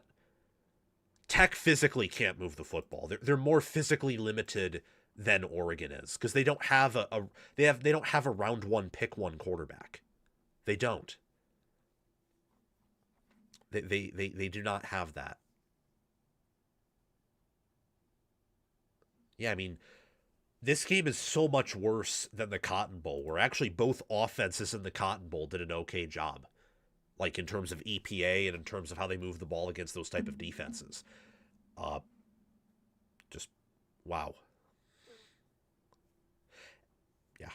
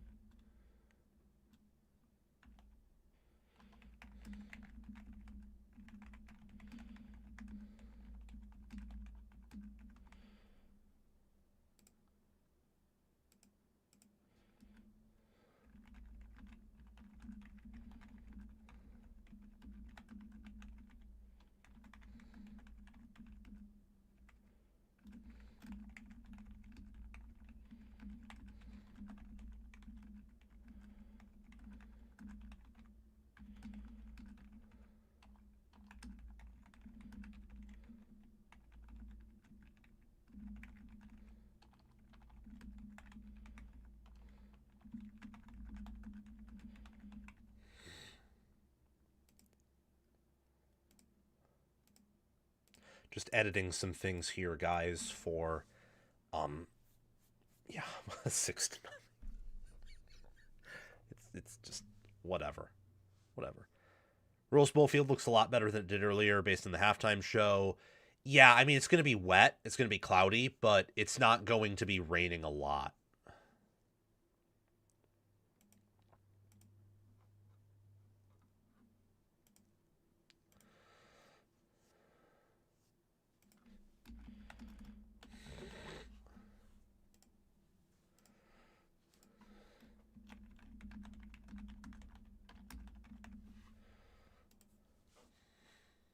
Wow.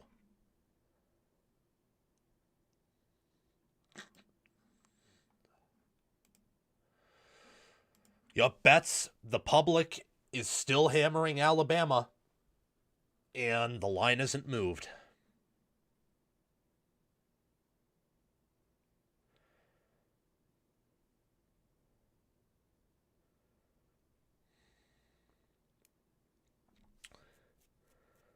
Yeah, Oregon will win, is what I'm thinking.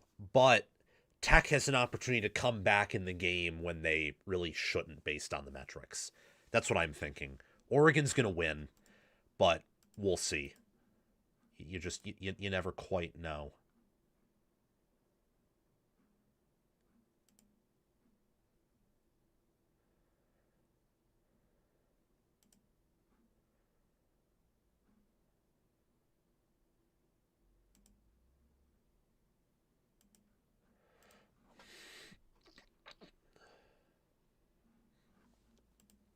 Wow.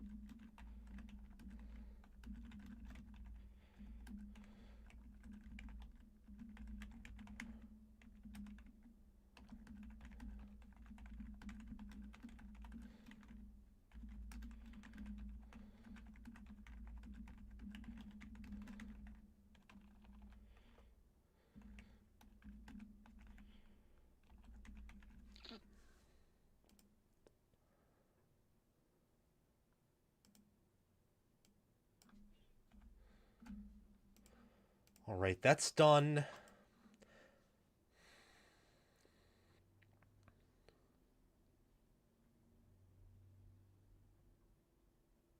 T. Smith, Morton has also missed 2 potential explosive plays with wide receivers because he's panicking too quickly. Yeah, Morton gets happy feet and takes sacks.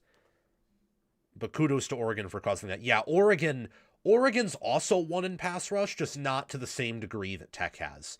Like, both D lines are beating both O lines, but Tech's is so noticeable that you just immediately think Tech is dominating line of scrimmage overall. And they are with their defense, but Oregon's also winning line of scrimmage with their defense too. Both defenses are dominating here.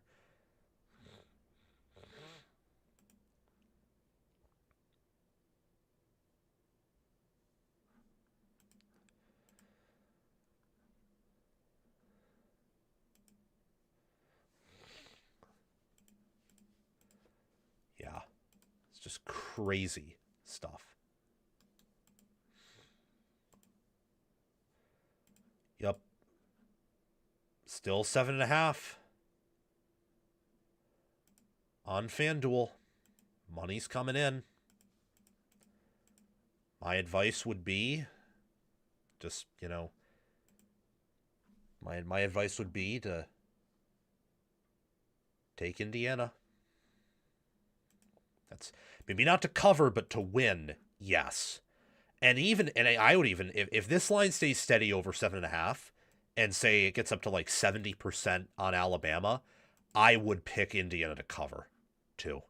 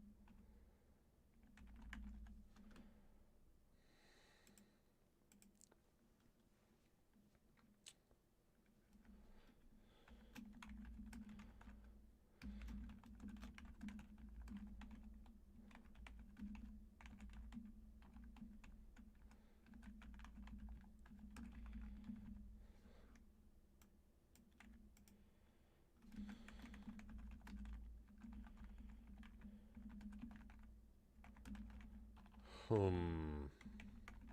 what do you guys think? Let me know with a super chat or just conversations in the live chat. Really appreciate you guys.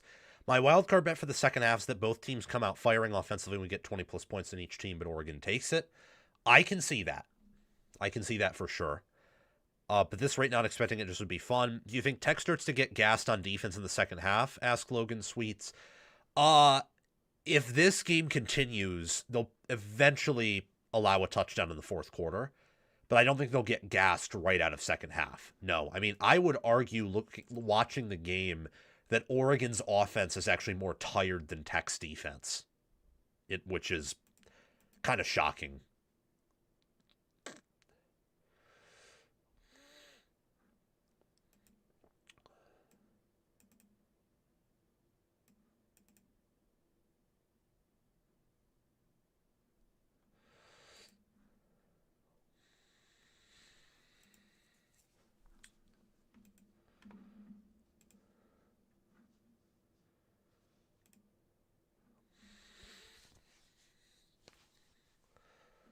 Wow.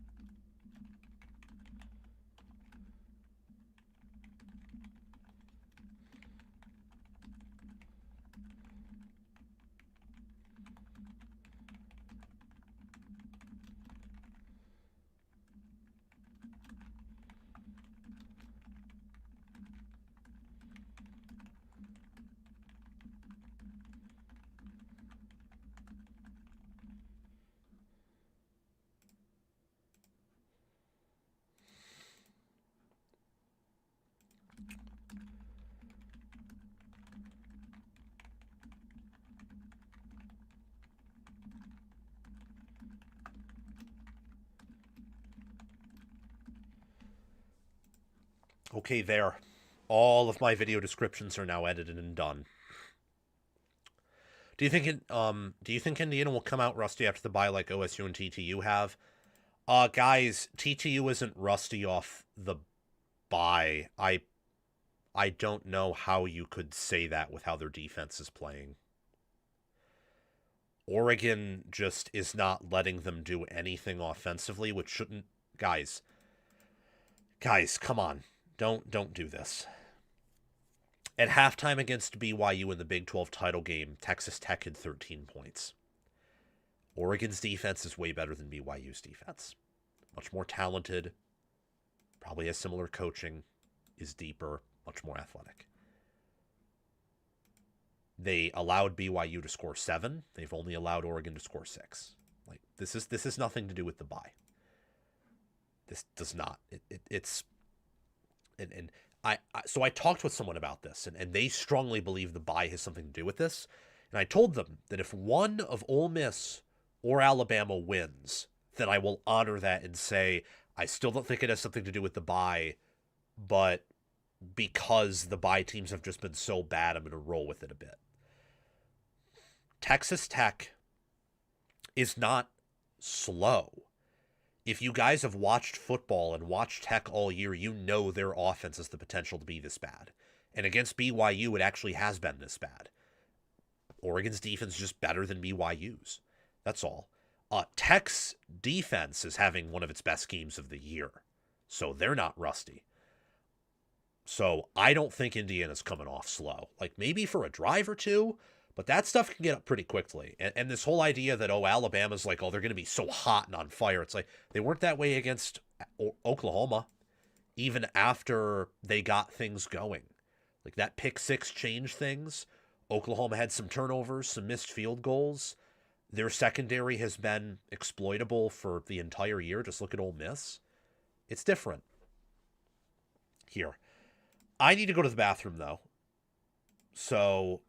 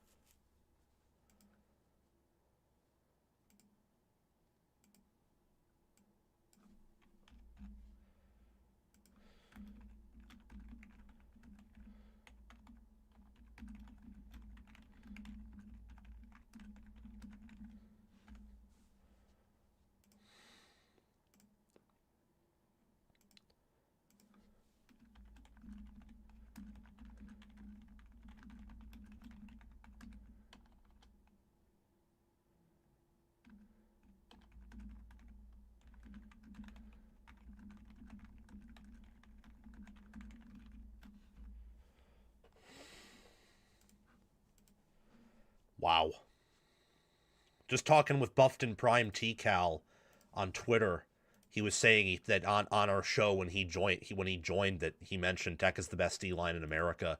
I agreed with him then. I came to that position a while ago.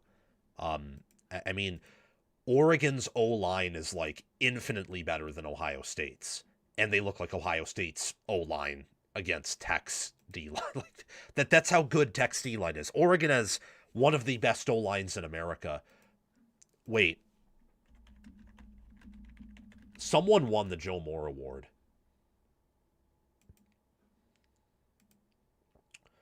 Oh, Iowa won the Joe Moore Award.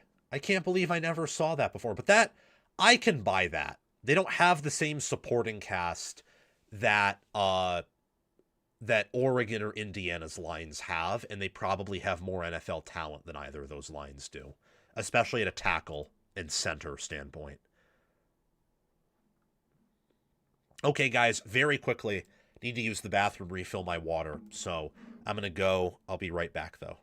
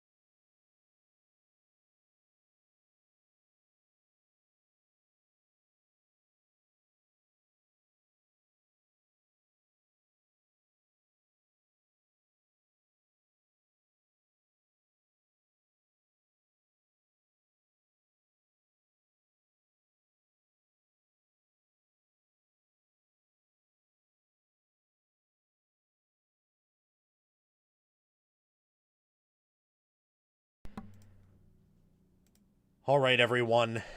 Sorry about that delay. Looks like Texas Tech did not have a very good punt. Oh no, they did. Oregon just had a good return. Just took a little bit longer in the bathroom than I thought I was going to. But we're back. If Oregon can get a field goal here, that's pretty big after forcing that 3 and out.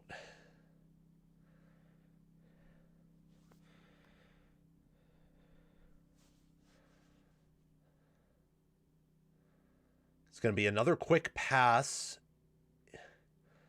It's blocked up okay. But it's going to be 3rd and 3, maybe 3rd and 2. Nice tackle there by Tech. Who's just... Look, they've been playing lights out defensively. But, I mean, Oregon's going to hit 30 minutes of TOP within no time.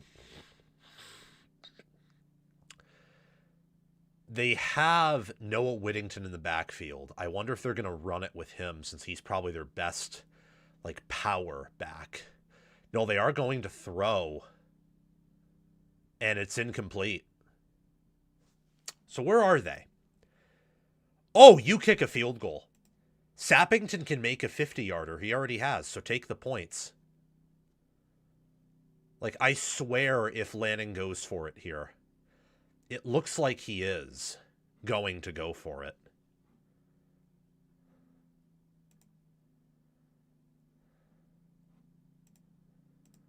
Yeah, they're going to go for it. I mean, maybe it's worth it to at least get him off sides, but you should take the points here.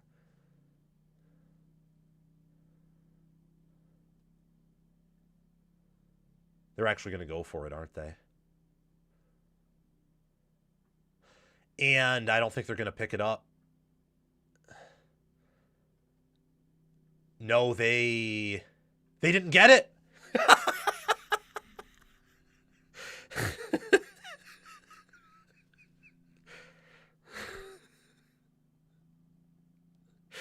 Wow. Oh my gosh. Yup.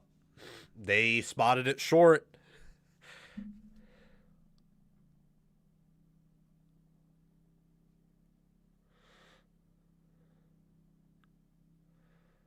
Wow. It just that Texas Tech defense stepping up big. I mean, talk about that. That's I mean, Oregon just keeps giving Tech chances over and over again to stay in this thing.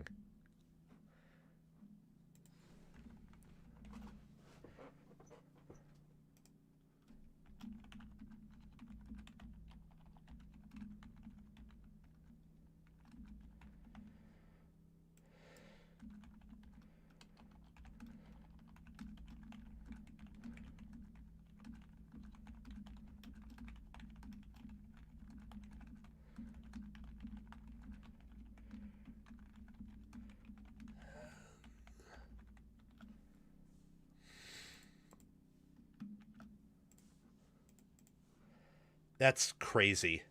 I mean, they're not. They have given up 9 points.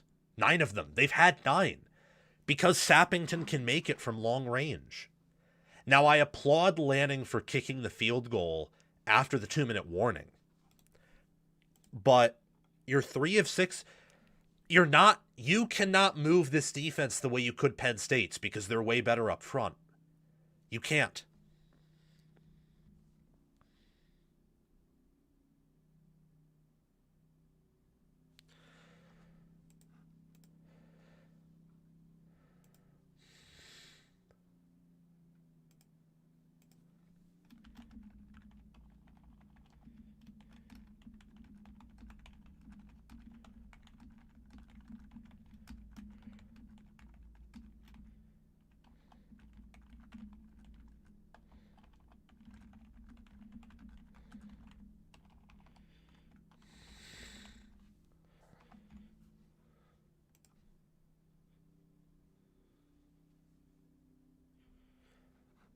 Wow. And yes, they did have Decorian Moore deep, but Dante Moore didn't hit him.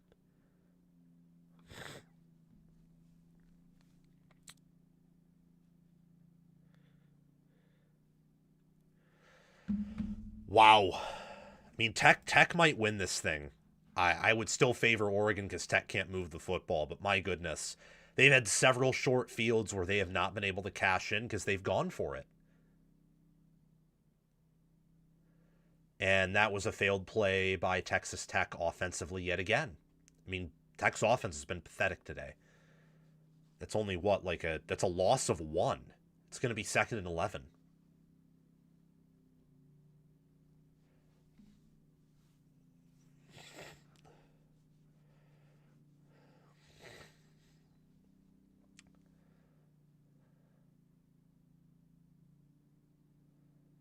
They're going to try a quick pass, and it's dropped incomplete.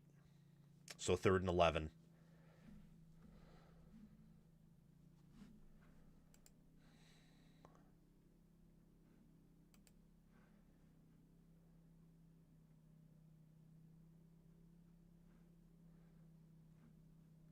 Oh, we did get another super chat.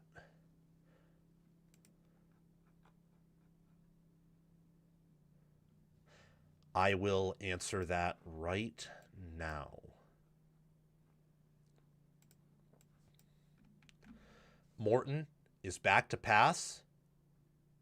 And the ball's taken away. Oregon, oh my gosh. Oregon has it inside the 5. They got Tatum Tuioti got a... No, that was Jerry Mixon. Mixon had basically a strip sack.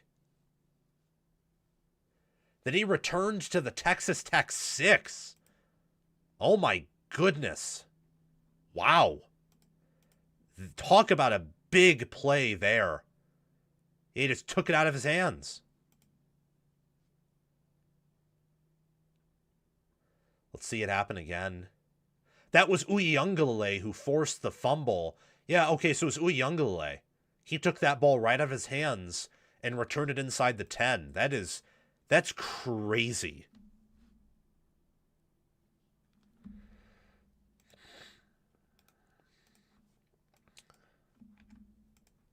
And now Oregon in wonderful field position. They are going to toss it to the left and touchdown Oregon. Jordan Davison scores to make it 13-0. Ducks early 3rd quarter. And that might be the ball game there. Kevin Veldman, love the show. Keep doing what you do. Go Hoosiers. Thank you for the $5. Kevin, go Hoosiers to you. Yup. And that is probably game, ladies and gentlemen.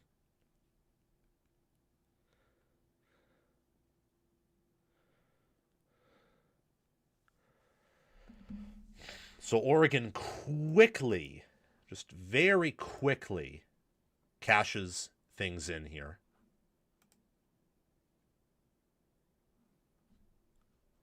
And now it's going to be 13-0, and Texas Tech now has some urgency to work with.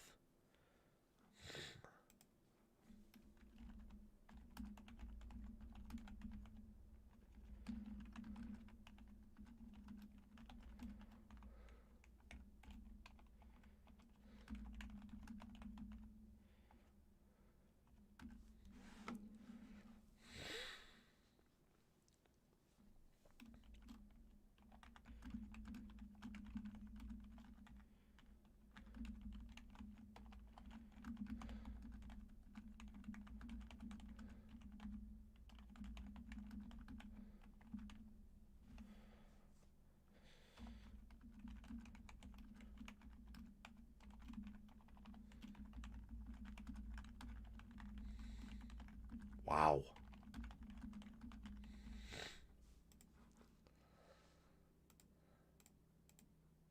Crazy stuff. Now Oregon has an 85.9% chance to win.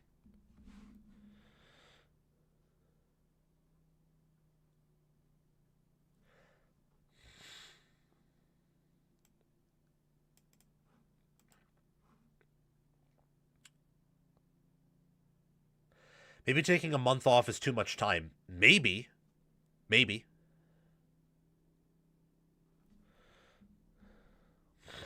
But we'll see. Keep in mind, guys, the line still has not dropped yet, and we're very close to kickoff. We're under 2 hours away from kickoff, and the line has not dropped.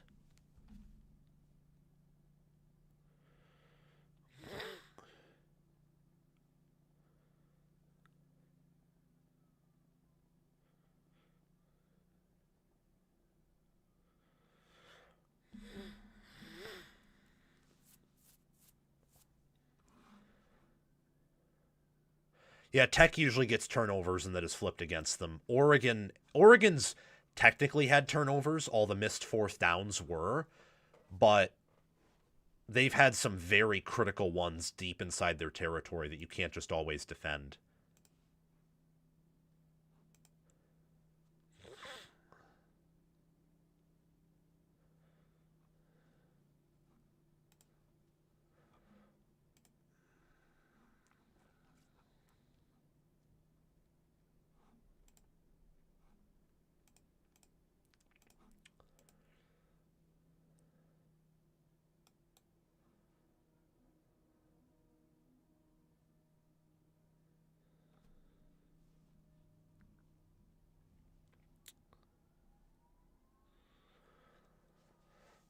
What a big play by Mateo Uyunglele.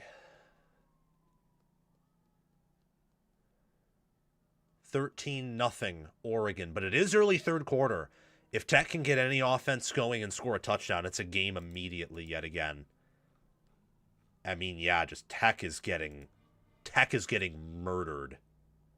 They need that offense to step up. And no, Richard, Texas Tech's offense was never great. They had a high scoring offense because of all the turnovers they got and some of the defensive scores, but they were never a great offense. They were outside the top 20 in most offensive metrics, and that was with a really weak strength of schedule.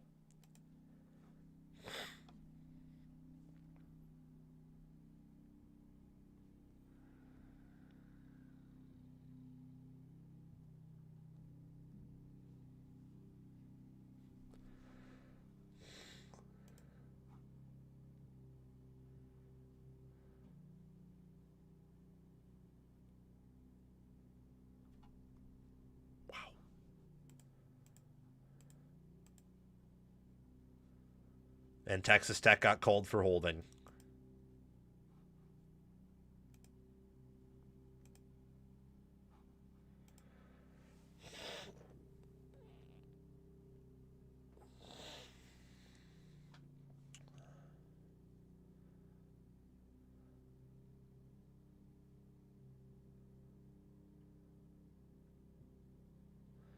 Tech, Morton back to pass. He's going to get it out to Cameron Dickey. And Dickey is going to get a gain of 7, maybe 8 out of the backfield.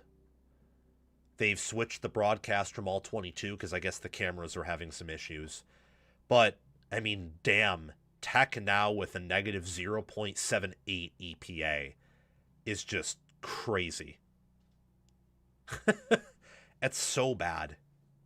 2nd and 2 for Mac Leftwich's unit. They're going to try to run it. They try to toss it to the outside, and Jacoby Williams, I think, picks up a first down right there. No, it's Dickey again. They're going to make it, I think, 3rd and inches, possibly.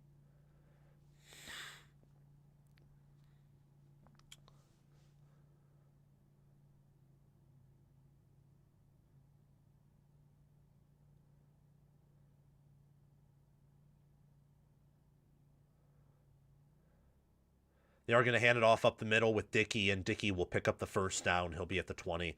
Just straight shotgun handoff up the middle. They're actually pretty good at that usually. Tech is still averaging like 2.6 yards per carry. Oregon's only averaging 0.2 yards per carry. Just crazy stuff.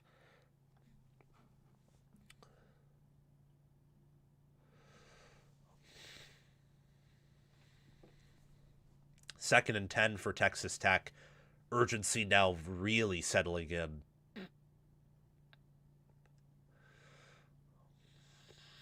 For the Red Raiders.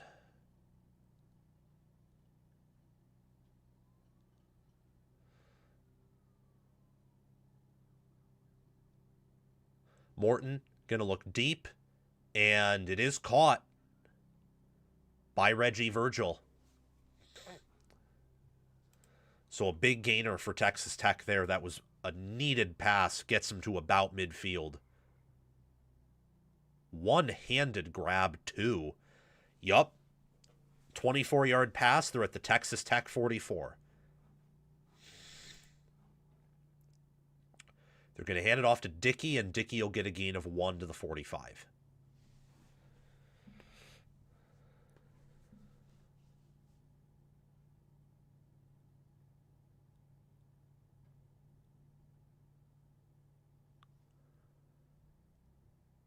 There we go. Dickey down to the 4.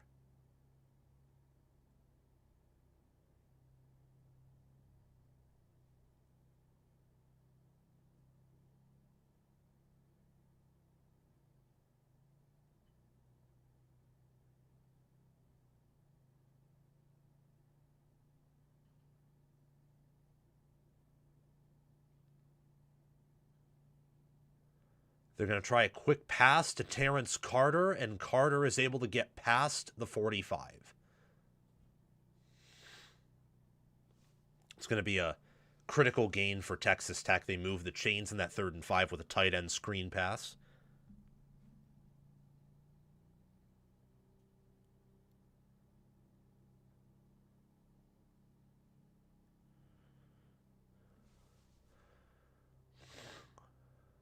Morton going to go deep, and it's going to be almost picked off. But number 21 for Oregon could not bring that in. Aaron Flowers couldn't haul it in. Almost had it, man. Almost. So close.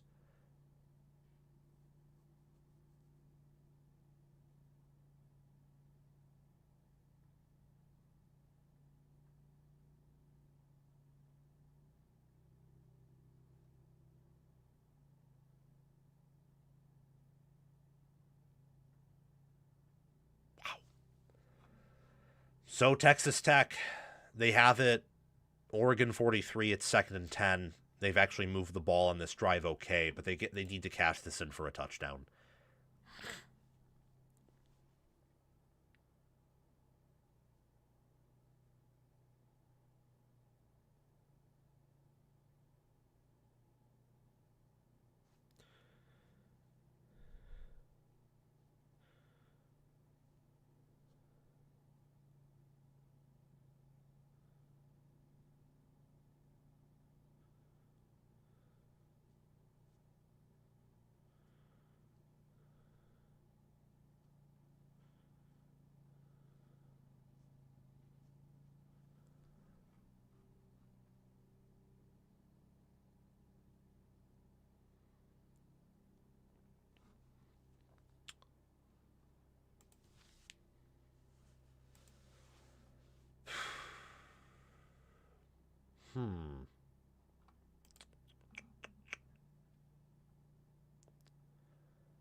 Yeah, this is interesting.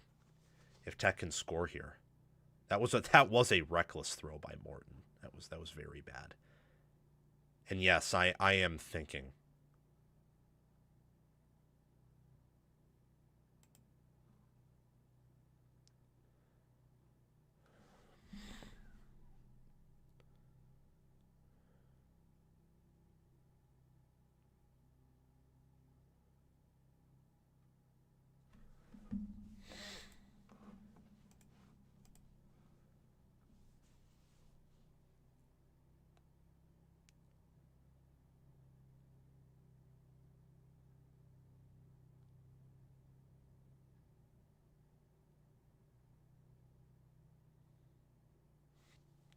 They ain't going to score. Will be a shutout. I think that's a pretty respectable prediction, John Jacobs. I think that's pretty okay.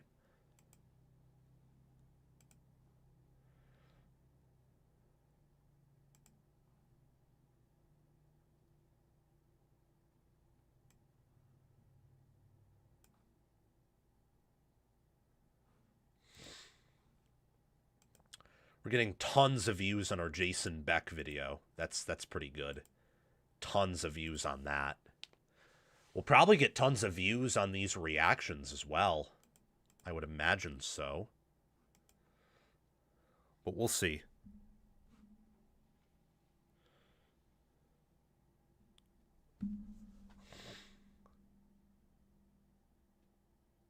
Second and 10 for Texas Tech. And they try to toss it to Jacoby Williams, and it's a loss of 1. With Dylan Thiedemann being on the tackle for loss. It'll be 3rd and 11.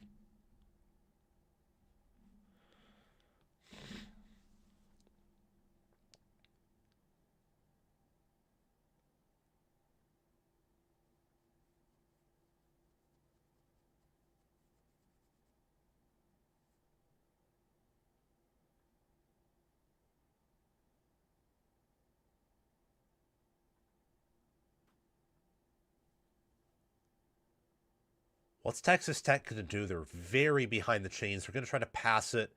It's going to be a quick pass to Terrence Carter Jr. and he made it 4th and very, very manageable. It's going to be 4th and very short. This is going to be the game right here.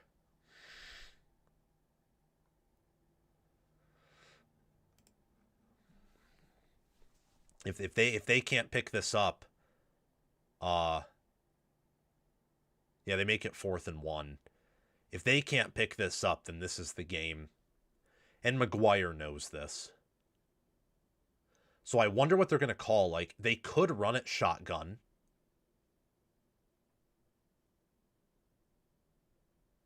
And they do not get there. Wow. They tried a Wildcat handoff too, and Oregon snuffed that thing out. Oregon gets a big stop, forces a turnover on downs, and it'll be 13-0 Oregon mid-3rd quarter. Man, what a job by this Oregon defense today. 22 was all over that for the Ducks. That was Jaden Kennedy, their nickel. He was all over that, guys. All over that. So it's going to be 1st and 10 for the Ducks. Oregon takes over. Tech looks kind of demoralized on defense, but maybe I'm reading too into things here. They're going to do a kind of a trick play handoff that gets about 6 yards. That was Deerhill Jr. on the handoff there. If you're Oregon, you got to be feeling pretty confident. Just don't mess it up. And you're in this, and you're controlling this game, you're probably going to win. Oregon now getting some push on the offensive line. It's going to be 3rd and 1 for the Ducks. They're starting to have 2 plays so far in a row where they've ran the ball okay.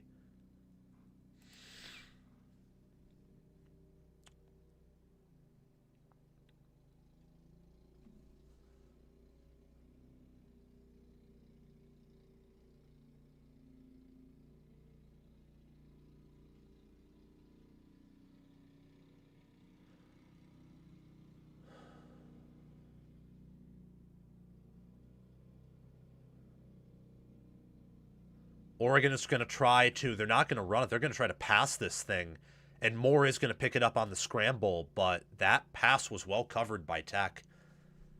Dante Moore gets out of bounds and extends the chains. We only have about 20 minutes left in this game, with Oregon having a 2-score lead that really feels like a 3 or 4-score lead. It does not feel like the Cotton Bowl where it felt like maybe Ohio State could get back in it. This feels like if Texas Tech doesn't get a big play or a pick six, they're out of this thing, effectively. That's what it feels like to me, at least.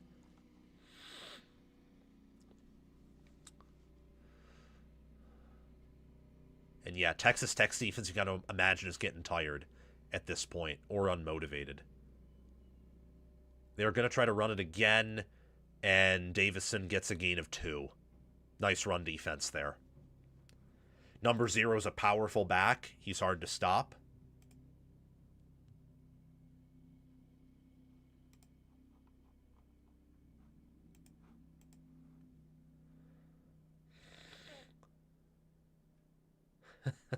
Yeah, I'm often in deep thought. I'm not frozen, but I'm often deep in thought. I have good enough connection, guys, where I'm never frozen. Sometimes I'm just deep in thought.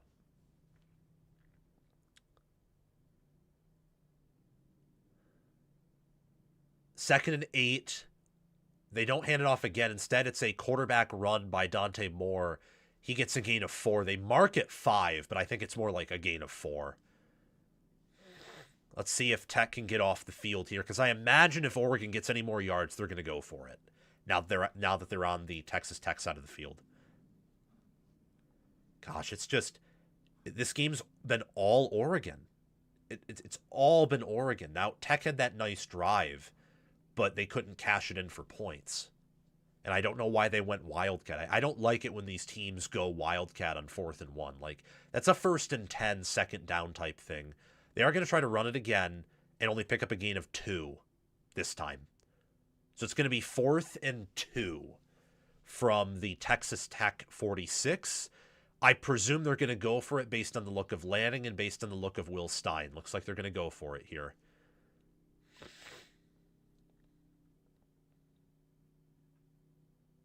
They're 3 of 6 on 4th down. They're showing Ben Roberts, David Bailey. There's Sheil Wood, the defensive coordinator. I'm feeling like this is going to be a pass. It is. And it's picked! Texas Tech intercepts it. And they have it at their own 45. Dante Moore picked off. He tried to force that one in there. I believe that was, Ben Roberts with the takeaway, who had 2 interceptions of his own against BYU. Big play. My goodness, for this Texas Tech defense. And Oregon is now 3 of 7 on 4th down. And think about it this way. You punt the football. If you punt that football, they have to go 90 yards.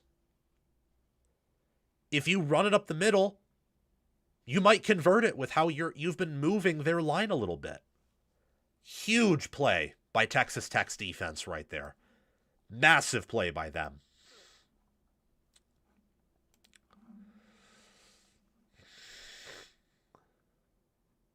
Wow.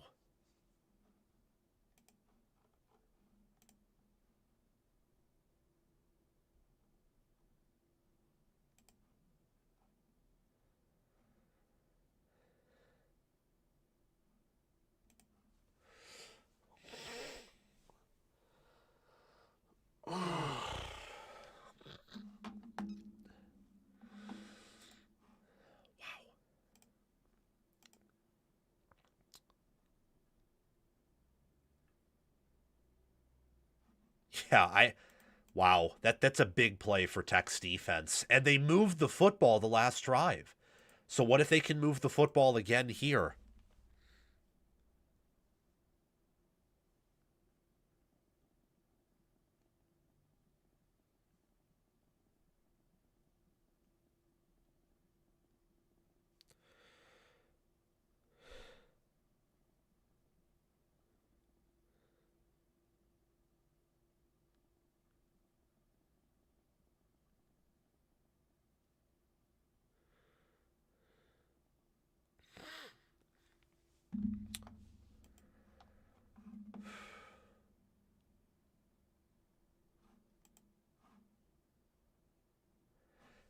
Tech's defense, man, has been on the field for 27 minutes. And they've only given up really 6 points, because really that strip sack spotted Oregon the 7. They've only given up 232 yards, and Oregon has ran 61 plays. Oregon's not even averaging 4 yards per play, guys.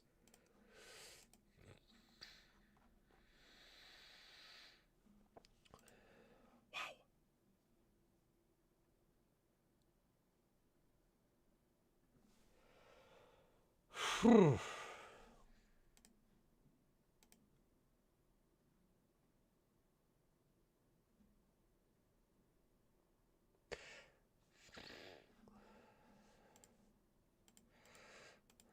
Game still has some excitement to it.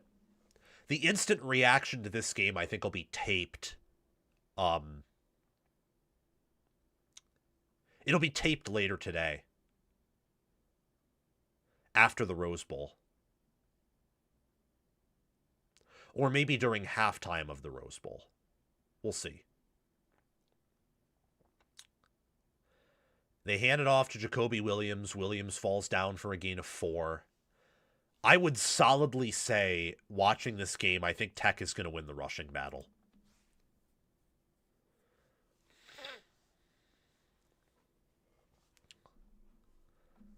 Second and 6 from the 49, and Tech false started, so it's going to be 2nd and 11.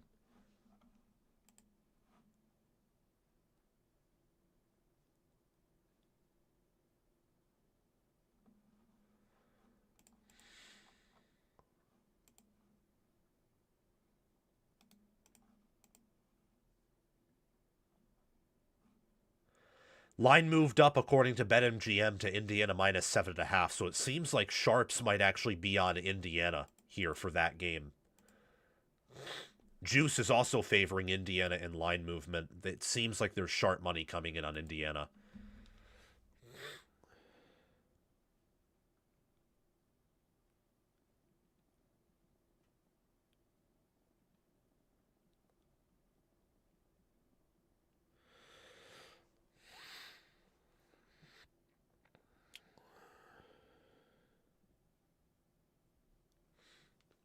Second and 16. They are going to hand it off to Jacoby Williams, and Williams is going to get all the yards back lost from the false starts and more. It's going to be 3rd and 3, maybe 3rd and 2.5.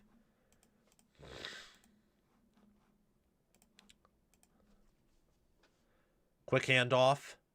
It is to Jacoby Williams, and Williams is going to be down short. No, one official says he has the first down.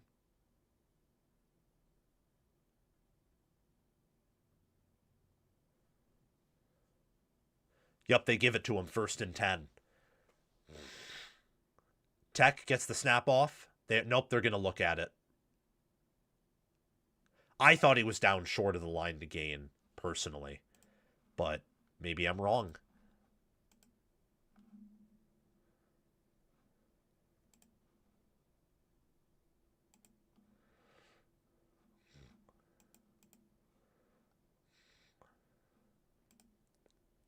Let's see where he was down.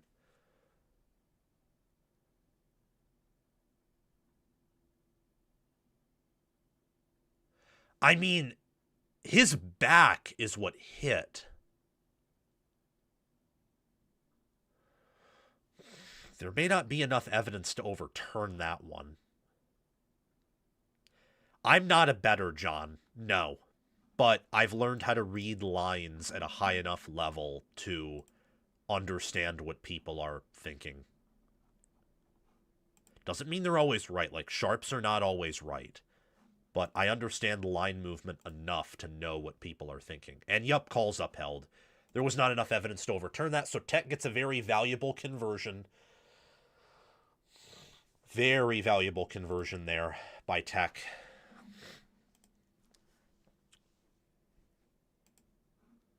And they're moving now.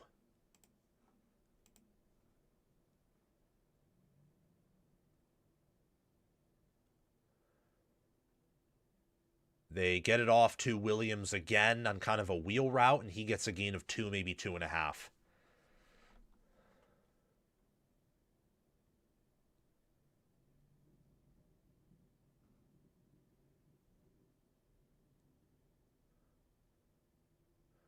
Jacoby Williams, he runs for a gain of 7. Tech's O-line and run game now seems to be coming together.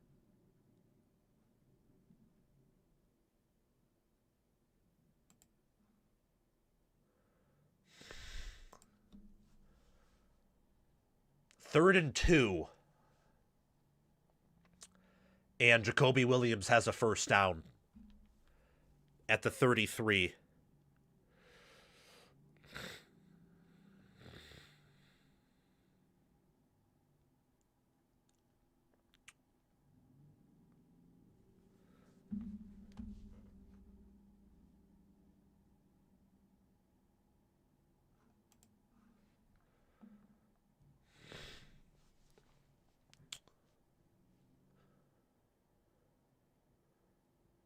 Morton, back to pass. He's going deep, and he has Carter inside the 10. So Tech now putting together a strong offensive series, and I imagine they're going to go quickly up to the line. Or maybe they won't, and they'll make it a 4th down thing.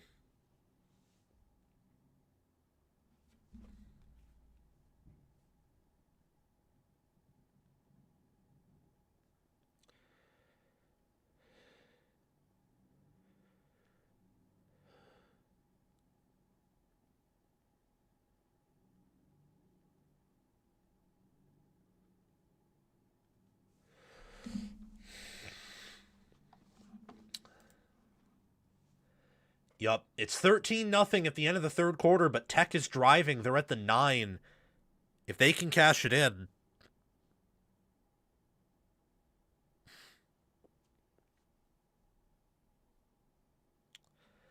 Wow. I mean, Tech's gained over 10 minutes of possession in this quarter, guys. So they're resting their defense. They've, in terms of yardage and success rate and stuff, they've actually won the 3rd quarter.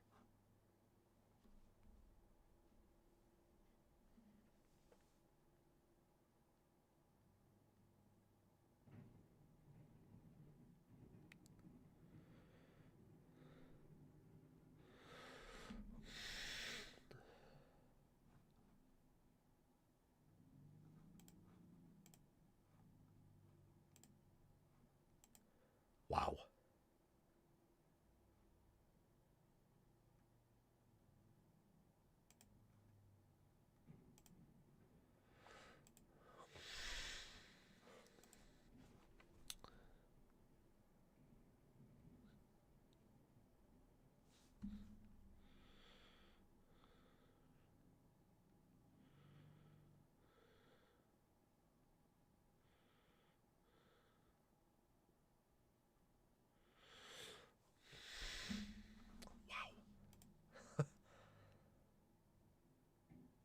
Yeah, if Tech scores here, they then have all the momentum because nothing has gone their way, and then they're only down 6 with basically a full quarter left to go. It very much would be a game. And again, Tech's now averaging 3 yards per carry. Like, they're going to win the rushing battle here, guys, unless Oregon breaks off a big one.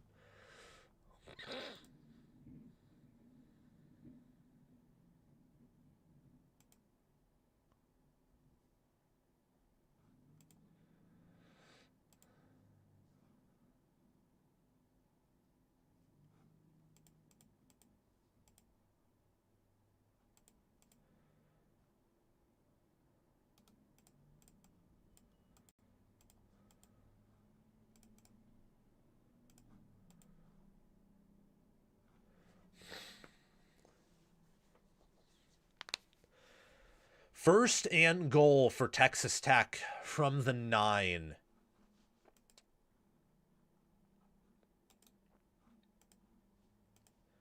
Can't wait to watch the rest of these games tonight.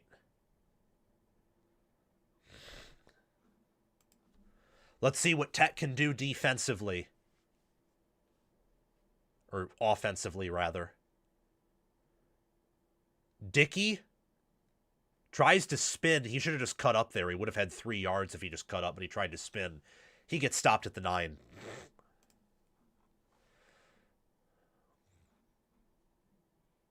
So it's 2nd and goal. You have to think unless Tech gets no yards here that this is 4th down territory.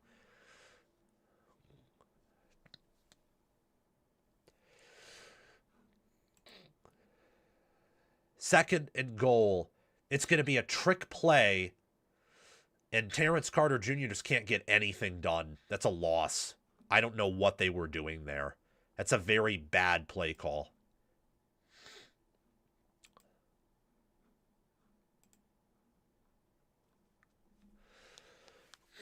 You got to just, I would say heave it to the end zone here and just get any points possible. Like 3 at least chips into the lead, and you know you can get Oregon's offense off the field. You know you can do that. You've been able to drive now. You have all 3 timeouts. You have the 2-minute warning. You know that you can limit Oregon's offense. You know, just, okay, they're going to go back shoulder fade, and it's picked off. Wow. Again by Brandon Finney Jr. Second interception of the day. I do not know why he forced that there, but that is definitely game right there. Morton with his second interception of the day. Texas Tech with their 4th turnover of the day. Don't force it. Just, like, let me see here. Yeah, dude, it's like, I don't know. The play calling sequence there was poor.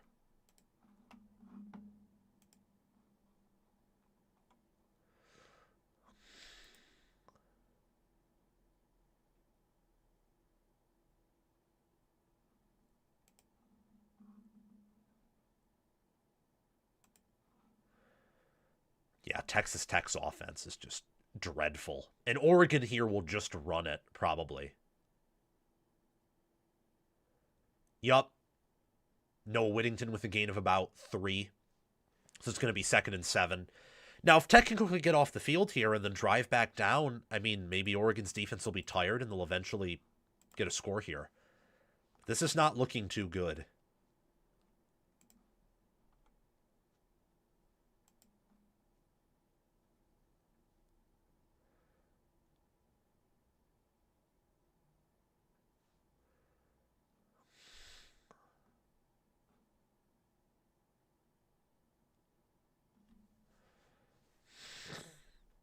They are going to try to toss it, and they only get a gain of 3, I believe, to Whittington, maybe 4.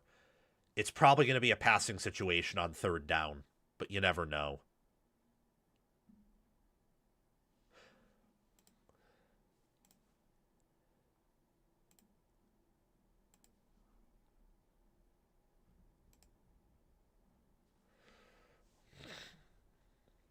Third and 3.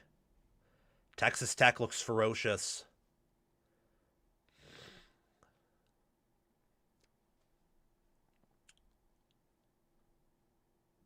It is going to be a passing situation. They are going to run Dante Moore, and he doesn't get there.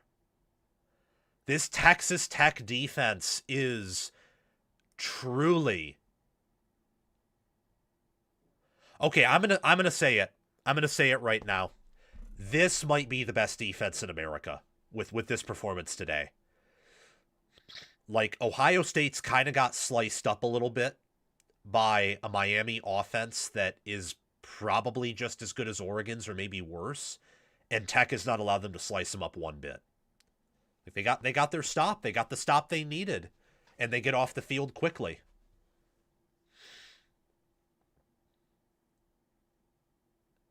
Oh my gosh, they got Tech offsides. They got Tech offsides, I think. They did. They got Tech offsides. That's a shame. Didn't they? Or maybe it was like a false start or something. I don't exactly know. Yup, they got Tech offsides.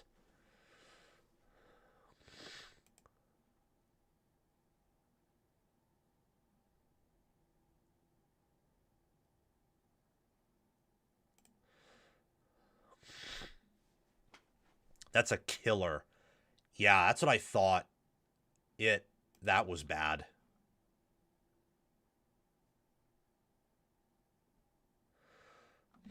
So Oregon gets 3 more plays to burn more clock. That's a killer right there.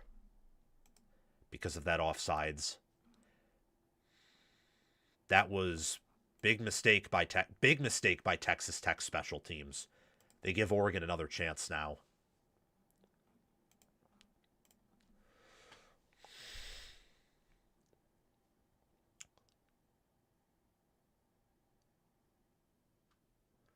Yeah, Oregon just can't get anything going. They run for 3 yards per carry. That's Hill Jr., Deer Hill Jr. there.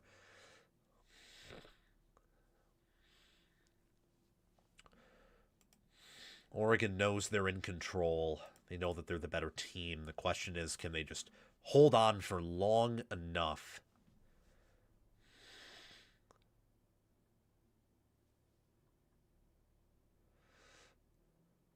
It's going to be a quick pass that is to De'Aaron Hill Jr., and he gets a gain of 4. So it's going to be 3rd and short here. Hill looks like he's a bit banged up after that play. Hard physical hit.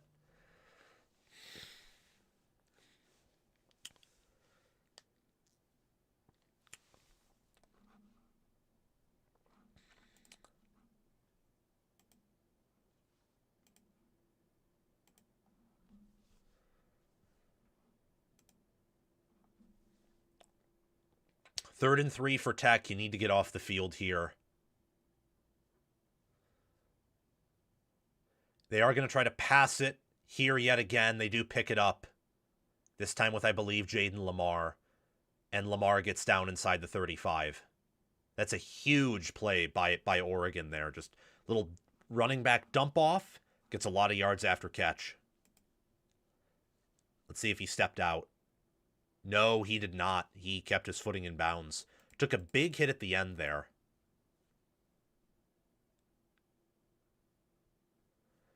And now they're close to being in field goal range. And a field goal here would be huge. It means that Tech would have to get 2 touchdowns and 2 two-point conversions to even have a shot to get in the game. They're going to go deep, I think. And Moore is going to get out of the pocket under duress. He's only going to get maybe a 2-3 yard gain to the 30. And that was... I don't know who that was on the pressure, but Moore looks tired and a bit banged up.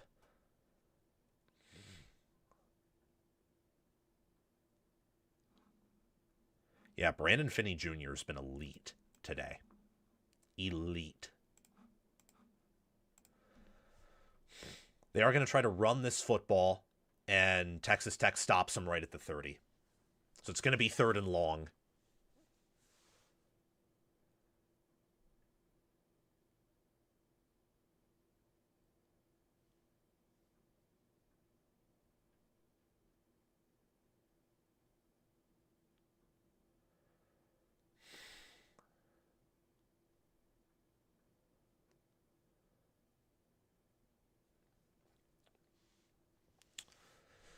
Third and 7 from the 30. Tech needs to get off the field here if they want to have a shot at victory. Tech is going to send pressure. They're going to try to get it over the middle. They do to set up 4th and 2, maybe 4th and 3. And Dante Moore looks a little bit banged up. I mean, I would say if you're Oregon, kick the field goal right down the middle, because I don't think Tech can score on you. Take the points. Make sure if they somehow get 2 touchdowns, that at the very worst. Yeah, and Alex Harkey's down hurt too. Like, Tech has just been beating up on that offense all day today. And they can't, Harkey's been a really good player. They really can't be without him. They need to take the field goal there. Make it 16-0, and that way if Tech somehow does score 2 touchdowns, they have to get 2 two-point conversions.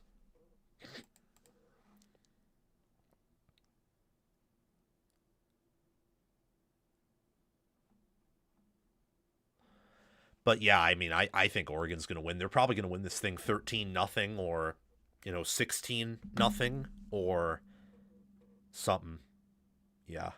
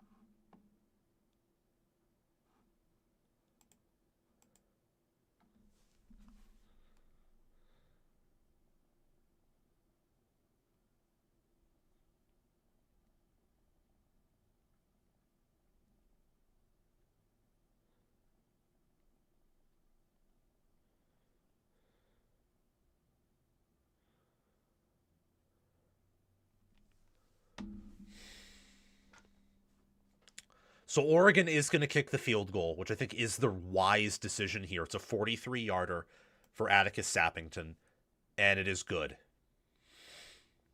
So Oregon leads 16-0 with 7:53 left in the game.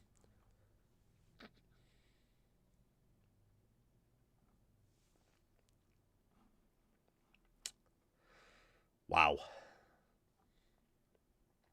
Oregon also has 33 minutes of possession, by the way.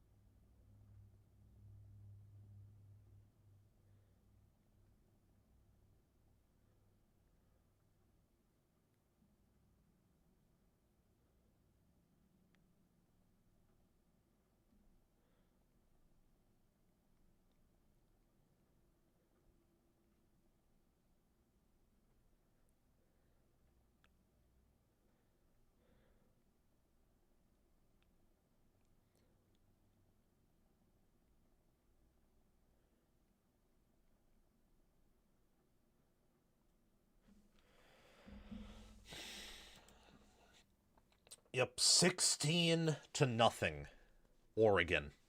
You have 7 minutes, 53 seconds left. And if you're Texas Tech, you got to drive down the field and you got to score quickly. Morton's pass is behind Jacoby Williams. It's going to be 2nd and 10. He's really struggled today. Really struggled.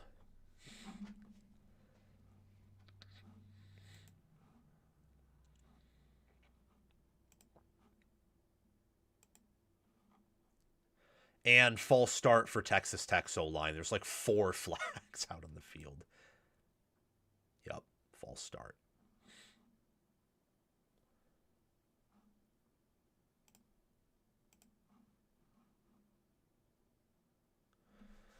Wow. It's kind of crazy.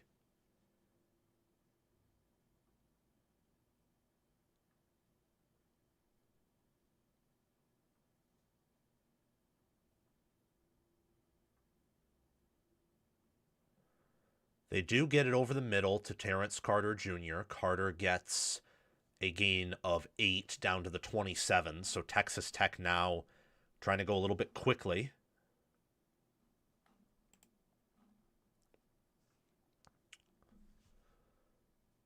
Morton, back to pass, gets it out to Jacoby Williams, makes a few guys miss, but is ultimately going to be short of the first down line by about 5 yards. If you're Tech, you don't punt this away, you go for it.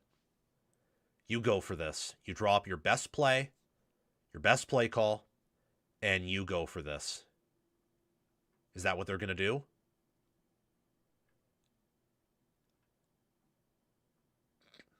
Yes, I think that's what they're going to do. 4th and 5. You got to have it. You got to go for it. Morton, he's safe in the pocket. No, he's going to be dropped. By guess who? That's Tatum Tuioti, who dropped him. And Oregon takes over on downs, and that'll do it.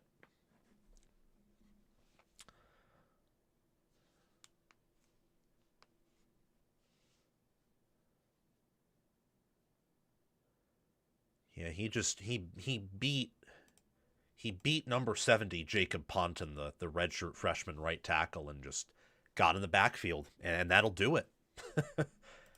That will do it.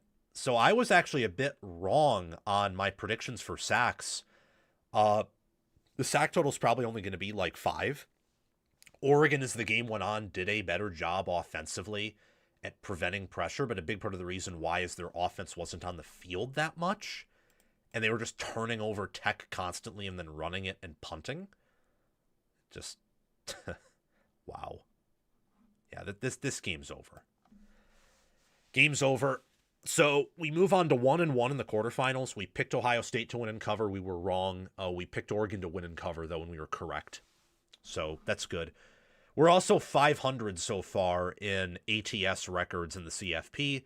We picked JMU to cover, and we were correct. We picked Miami to cover, and we're correct. Unfortunately, we picked Tulane to cover, and we picked Oklahoma to cover, and we're wrong. So 500 ATS, and in terms of straight up plays, we are going to be what? 4-2? Yeah, we're going to be 4-2 in straight up plays in the playoffs so far. So pretty good. Hopefully the Rose Bowl and the Sugar Bowl go the way that I'm thinking they're going to go, so that we're right and we get to say that we are.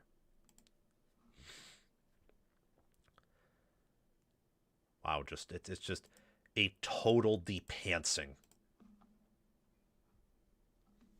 Total depantsing.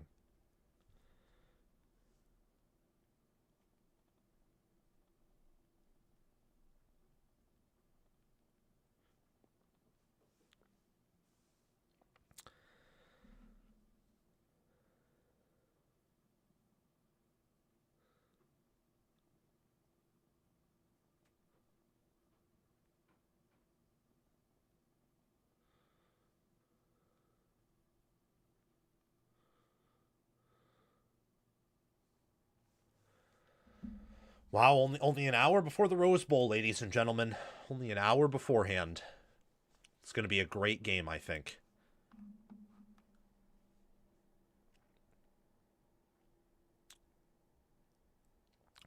Thanks for coming on, Kevin. Appreciate you for your super chat and your support. We will be streaming the Rose Bowl.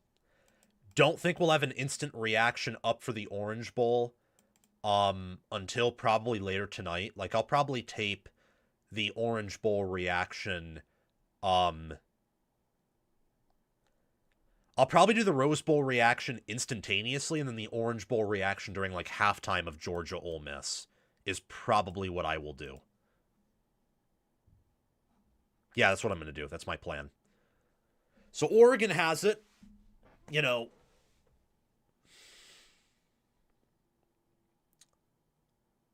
first and 10 at the Texas Tech 25. They do run it up the middle and get nothing. So we're probably going to see Texas Tech with the football back, is what I'm kind of expecting.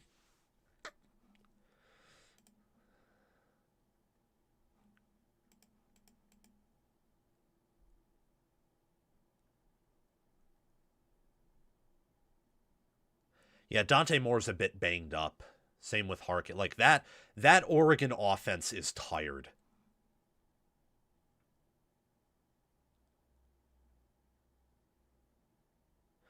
Yeah, a lot of this is Oregon's defense, I would say.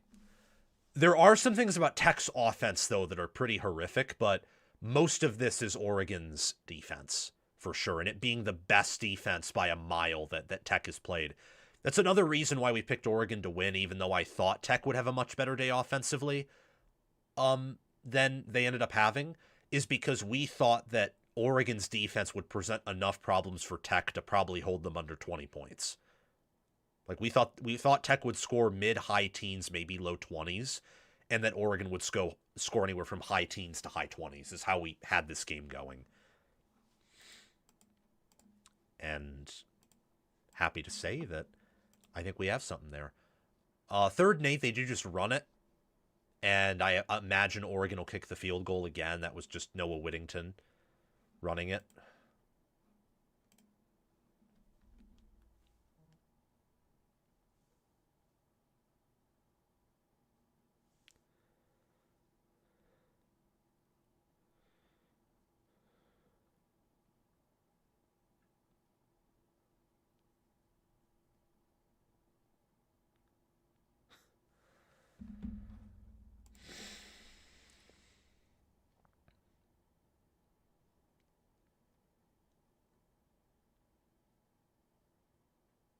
And Sappington shanks the field goal.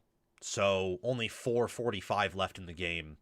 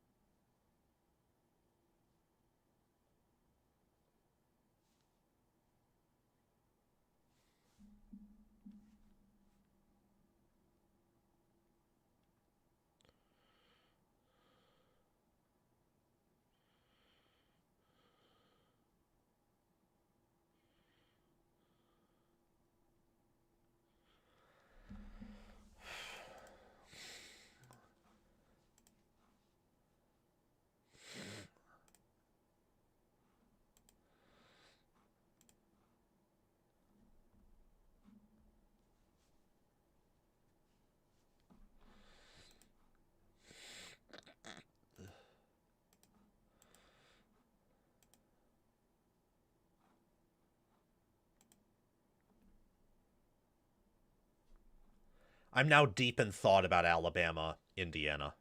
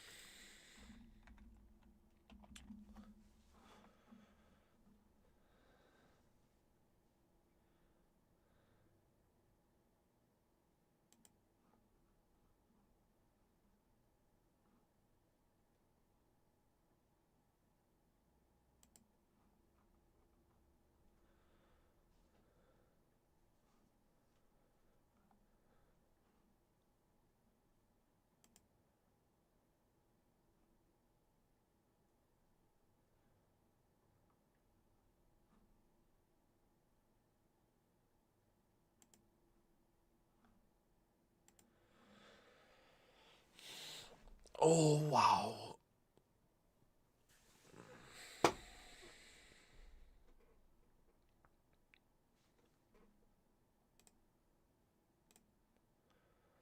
So Texas Tech takes over. They're going to try to score quickly. Jacoby Williams is able to get a gain of 6. But realistically, if Tech is going to win, they're going to have to score with around 2 minutes left at the very, worst.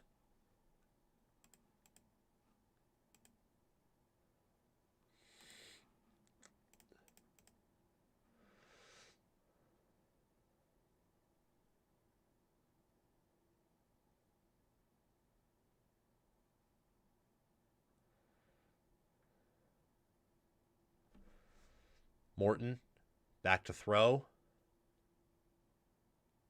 And forward progress will give him the first down.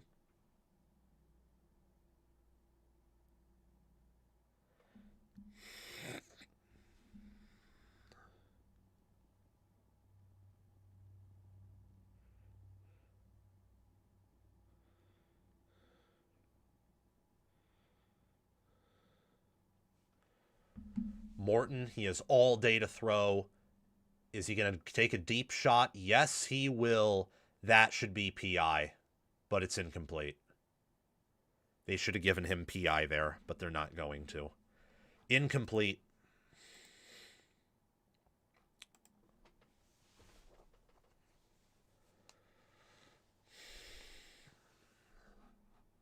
And Richard, I probably do need a coffee, but I'm also a little bit bored of this game.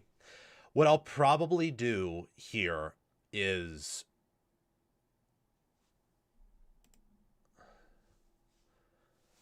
I'll probably I don't know what I'll do. I'm going to do something to energize me after this game for sure. Morton, he's under pressure, double clutches, has to throw it and kind of just throws it aimlessly away. They might call him for grounding there, but he may have been hit as he threw the ball. Tatum Tuioti with pressure.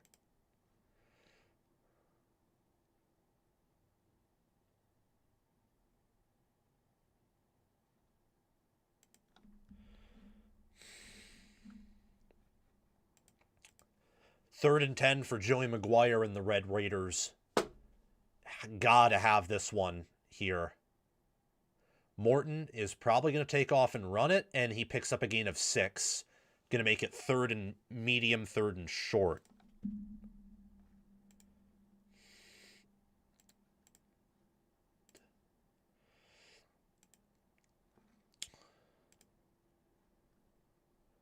And he gets decked on 4th and 4, and Oregon takes over again. Another sack. That is by Oregon's number 9, Blake Purchase. And the Ducks are going to win this game.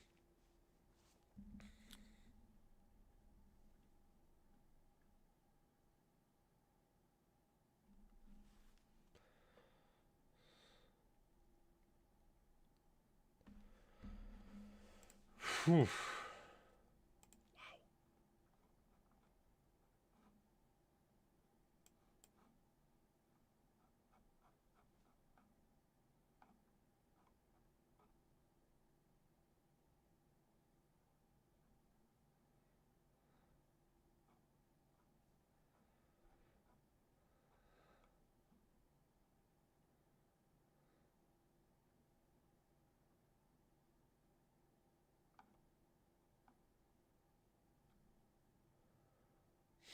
And now Oregon's beginning to really run the football. They just got a 7-yard gain with Jordan Davison.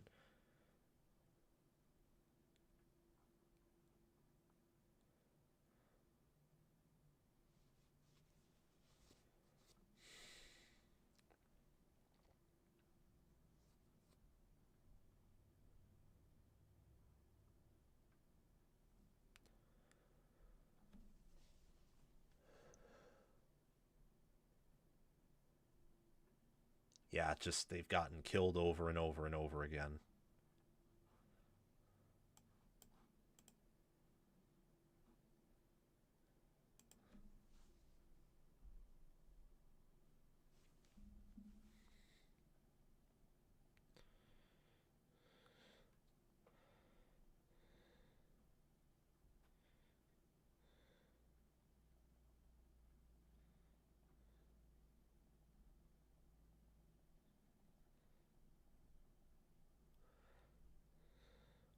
Tech called their first time out, guys. Sorry if I'm a little bit disengaged. I'm starting to think about the Rose Bowl now because this game's clearly over. Like it's so over, and the All 22 broadcast has never really functioned properly.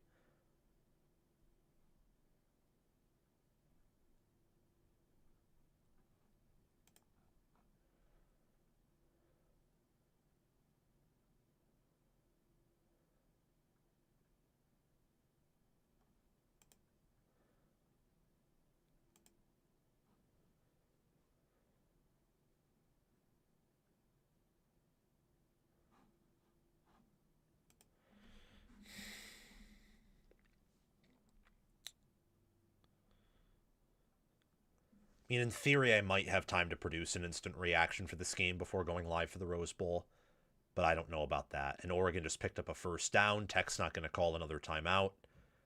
A lot of the fans have emptied the stands already. A lot of fans have already left.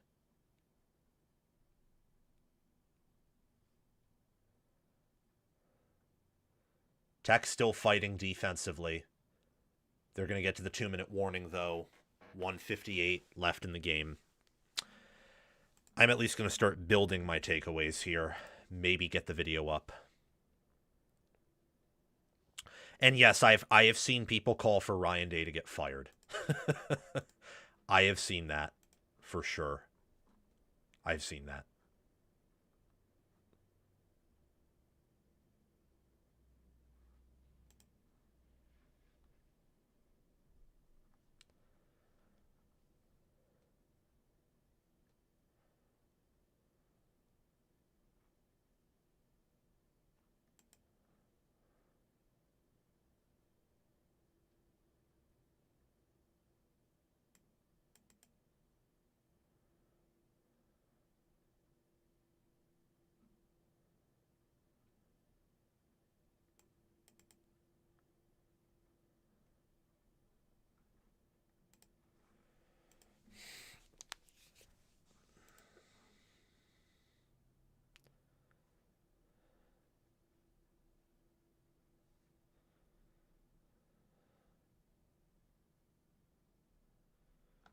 Yup. Oregon winning this game is huge for the Big Ten. You know, it's crazy. Dan Lanning is going to have more wins this year than Ryan Day, and he's going to have more wins against FPI top 10 teams than Ryan Day. That's crazy. That's crazy. My goodness. I mean, after this game, I will say I think Oregon is probably this year maybe better than Ohio State was. Like, this was a very impressive effort, especially for all the bad coaching Oregon had, and they still won by 16. We'll have to see, though.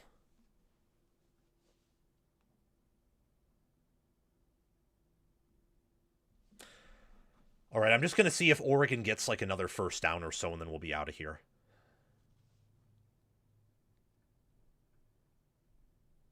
And anyone who thought that Tech was going to win this game due to offense was insane. That's not how this profiled analytically.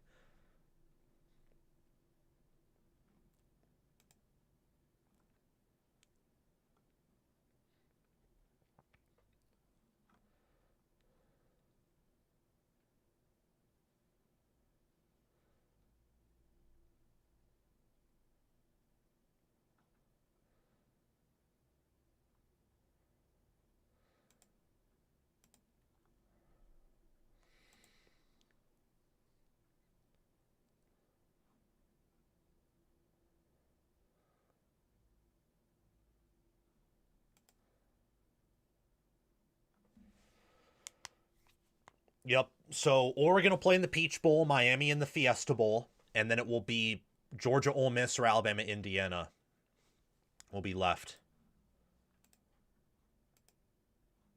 Texas Tech at plus 100,000 odds to win it all. That's so hilarious.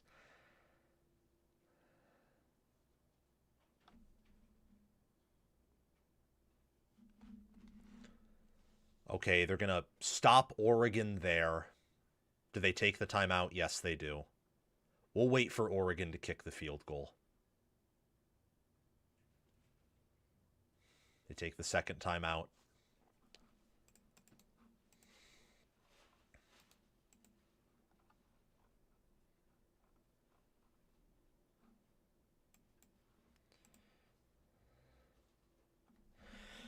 I don't think I'll tape the instant reaction, even though in theory I have the time. I need to eat.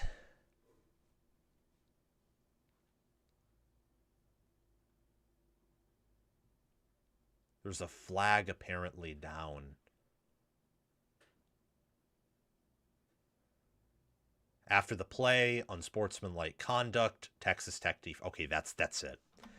All right, everyone. That's it. That was David Bailey. That's it. Game's over. So I'm going to go. I'm going to eat. I'm going to recover. We'll be live again like at 3:55 or 4 p.m. for the Rose Bowl. See you guys very soon and have a great day. Thank you all for stopping by.